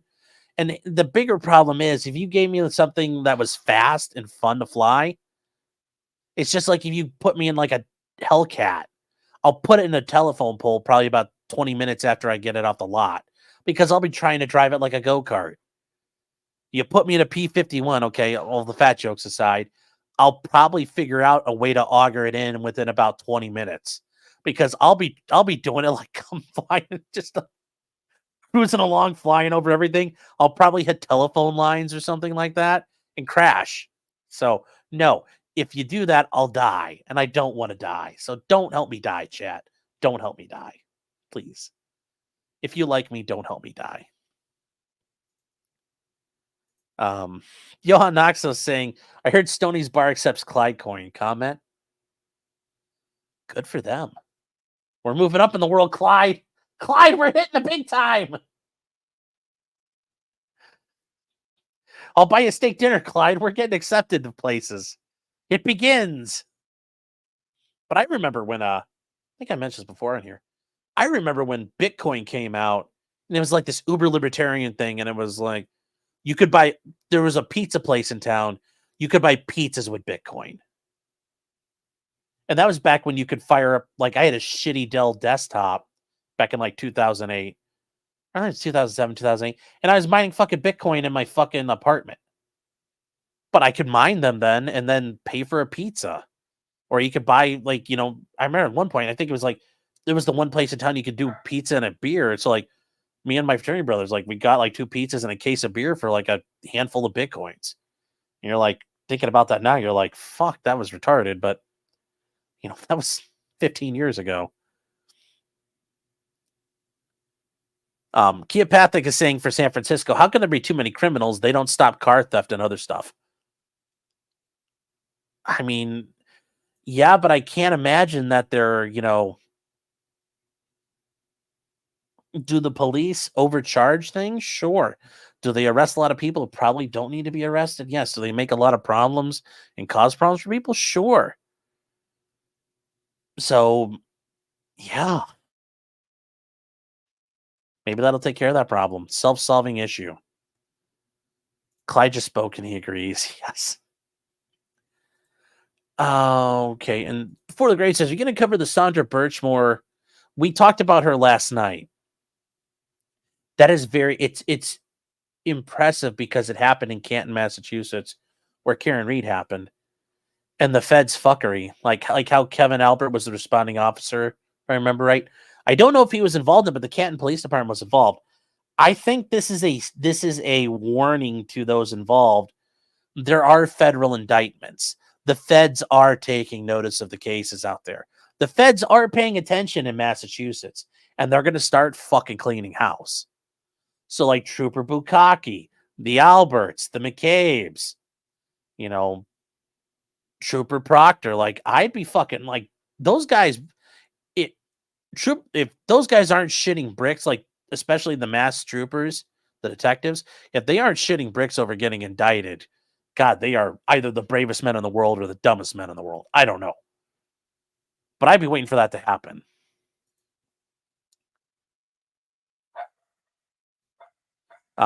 Big Happy says for the Phantom Fund. Well, no, I can't. If I buy DCS, I won't do any work at all. I probably won't even stream ever again. I'll just be playing DCS and doing bomb runs in F4 Phantoms. So no, don't do that. Don't do that.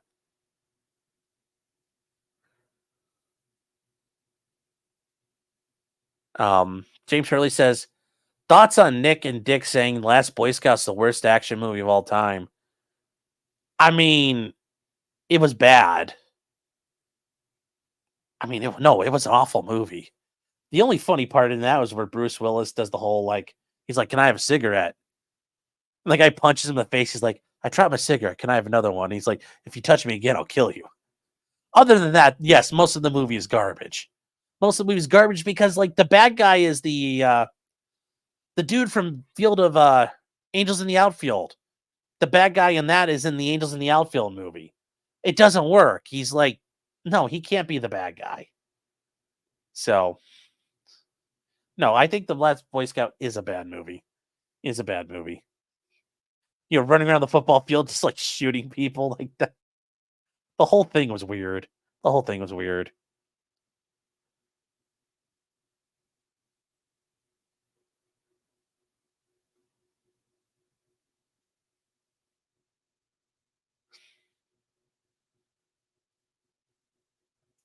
You still think Steven Seagal movies are worse? There's some pretty good Steven Seagal movies out there. Some of them are garbage. But like I said, I still like the one where he's like, I'm going to take you to the bank, Senator. The blood bank. Last Boy Scout was funny. I mean, yeah, it's funny, but it's not like it's a horrible action movie. If you want to make a funny movie, fine. But then make a funny movie. Don't make an action movie or do a good job at making a funny action movie. Like Rush Hour. It's an action movie, but it's also funny. It can be done. Last Boy Scout was Keno. We got to see Halle Berry stripping. Yeah, where you can watch Swordfish and you get to see her boobs. I mean, like, you know, there's other ways there, man. KLF says, yes, Judge Gull is allowing Richard Allen's confessions. Yes, the guy who's literally eating his turds in prison is apparently not crazy. We'll get to that. We'll get to that. We just don't have time tonight, chat. Chat, we've been doing the Thursday night show for almost 4 hours. We're going to have to wrap it up here.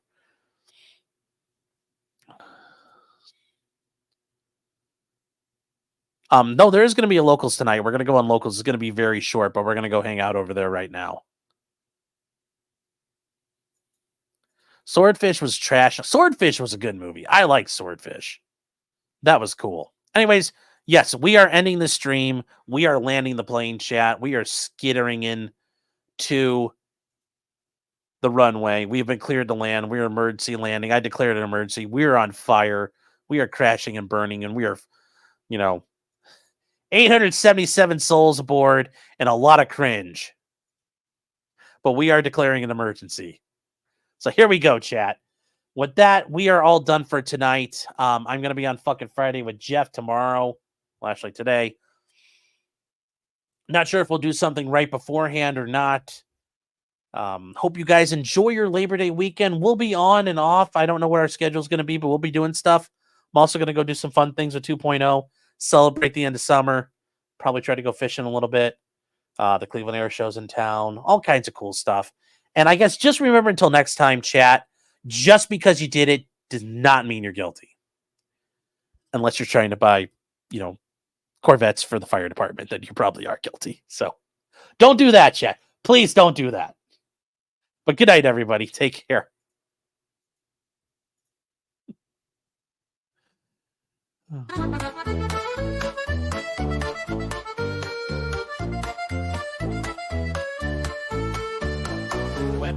blacksmithing and models of planes, esoteric works, and even some trains. Much merriment had while drinking White Claws, tips on hunting, and even talking the law. Whatever you do, just don't talk to cops, even when they nab you on illegal stops. Just 'cause you did it doesn't mean you're guilty, but please talk to a local attorney. Was that the fat guy